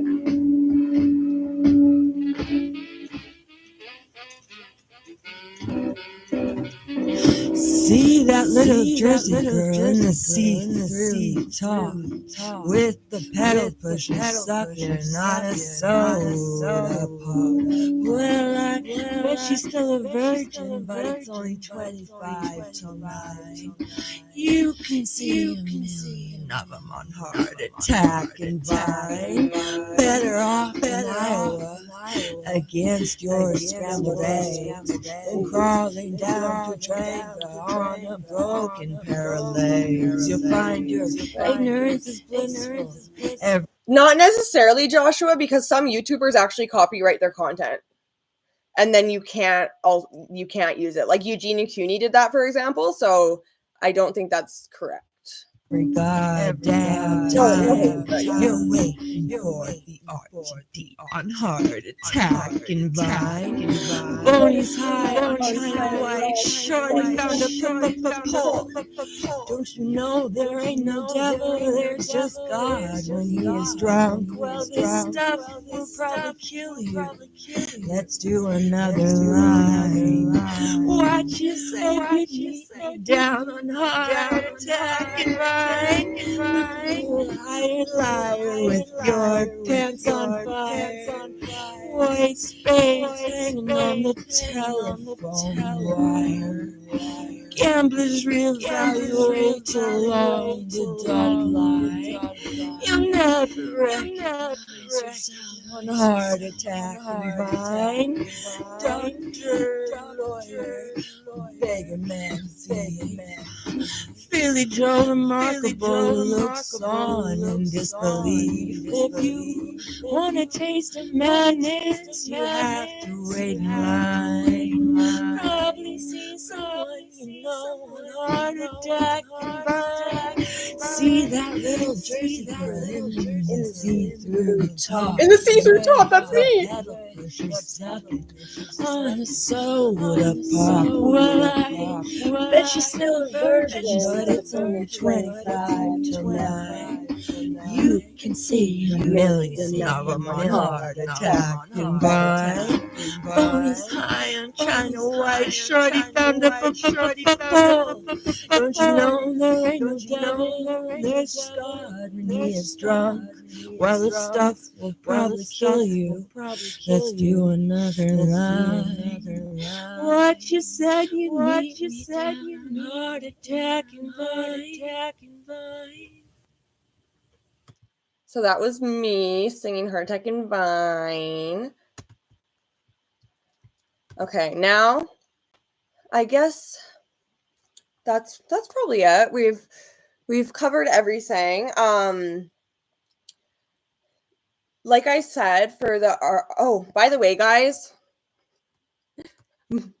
Mark said this is not against US. So if anybody cares to help a broke girl out because she is flat broke for the rest of the month, this is my PayPal. No pressure, just in case anybody is feeling like they want to save a hoe. Anyway, so these art streams, like I said, I will be scheduling them like 2 or 3 hours in advance because I have to be in the mood to do them, or else I like literally like I am so finicky, guys. Like having to plan my life is so hard because I never know how I'm gonna feel. How do I pin it? I used to say pin it to my mom when I'd want her to go faster when she'd drive. Pin it. Oh, wait. Oh, I see now. There, it's pinned for the next minute that I'm on here. Okay. But anyway. Okay, any other announcements? I'm gonna start streaming ASMR again. If you didn't notice, I uploaded probably about 12 or 13 old Twitch highlights of my Crystal Beth ASMR streams. I loved doing them. I haven't done them in a long time, so I have to practice. But those will be back, and then these will stay too. I don't want to do these too often because then I could run out of subjects that are actually cool, right? Oh, you like the ASMR videos? I'm glad. Okay. I love doing ASMR. I really do. It's very fun and relaxing to stream. So that'll be coming back. I'm thinking the way that I'll like do like my first like test run is I'll just do an unlisted stream and I'll just listen to it myself and kind of act like it's a real stream. And then if it goes well, I'll make it to the public and be like, what do you guys think? Like, you know what I mean? Just to test the waters. And as for the next Art Freak stream, I'm thinking, wait, no, I'm not going to tell you the subject of each stream until we get there. Like for example, this time I didn't put Lydia Lunch in the title until we'd already started the stream because like I don't want you guys doing like research beforehand and like ruining the fun. So yeah, yeah. Any other announcements? Oh yeah, become a member if you like, and if you are already a member, please vote on the latest poll I put out. It's not tied anymore, but I want everybody's opinion just so that nobody feels left out. And yeah, other than that, let me see. Gotta save her, guys. ASMR, damn, let's get it. Yeah, there's lots of Crystal Beth ASMR has like 14 or 15 videos in its playlist, and they're all really long. So, hi, Vexil. We're just ending here, but hello. Okay. Any questions or concerns or comments before I go? I'm going to W stream. Aw. Well, you can always watch the replay, Vexel. The replay's up. The replays will always stay up. But yeah, the next art stream, I'm guessing, because what day is it today? Sunday or Saturday? The next one, I already have a playlist built for the next one. The next two, actually. So it's just a matter of me feeling in a good mood, because if I'm in a bad mood, it would be like really, really, really just not fun to watch me, you know?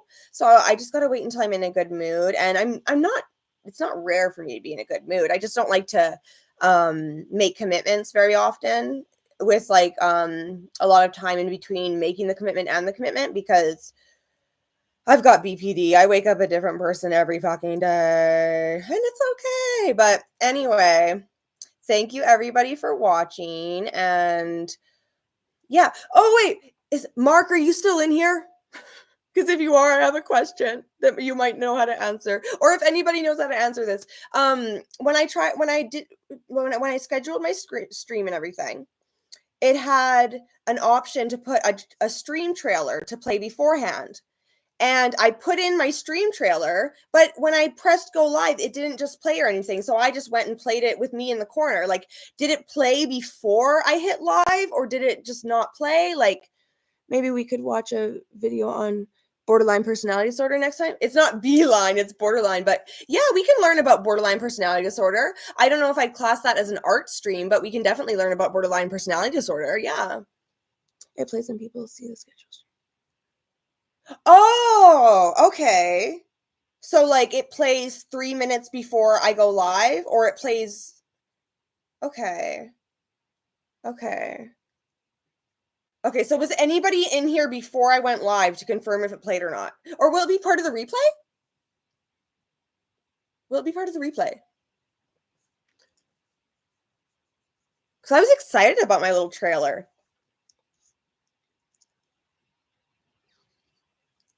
Oh, okay. Well, how do people do that thing where when their stream starts, it's like a little like pre-recorded thing that plays and then they come up like, hey, how do they do that?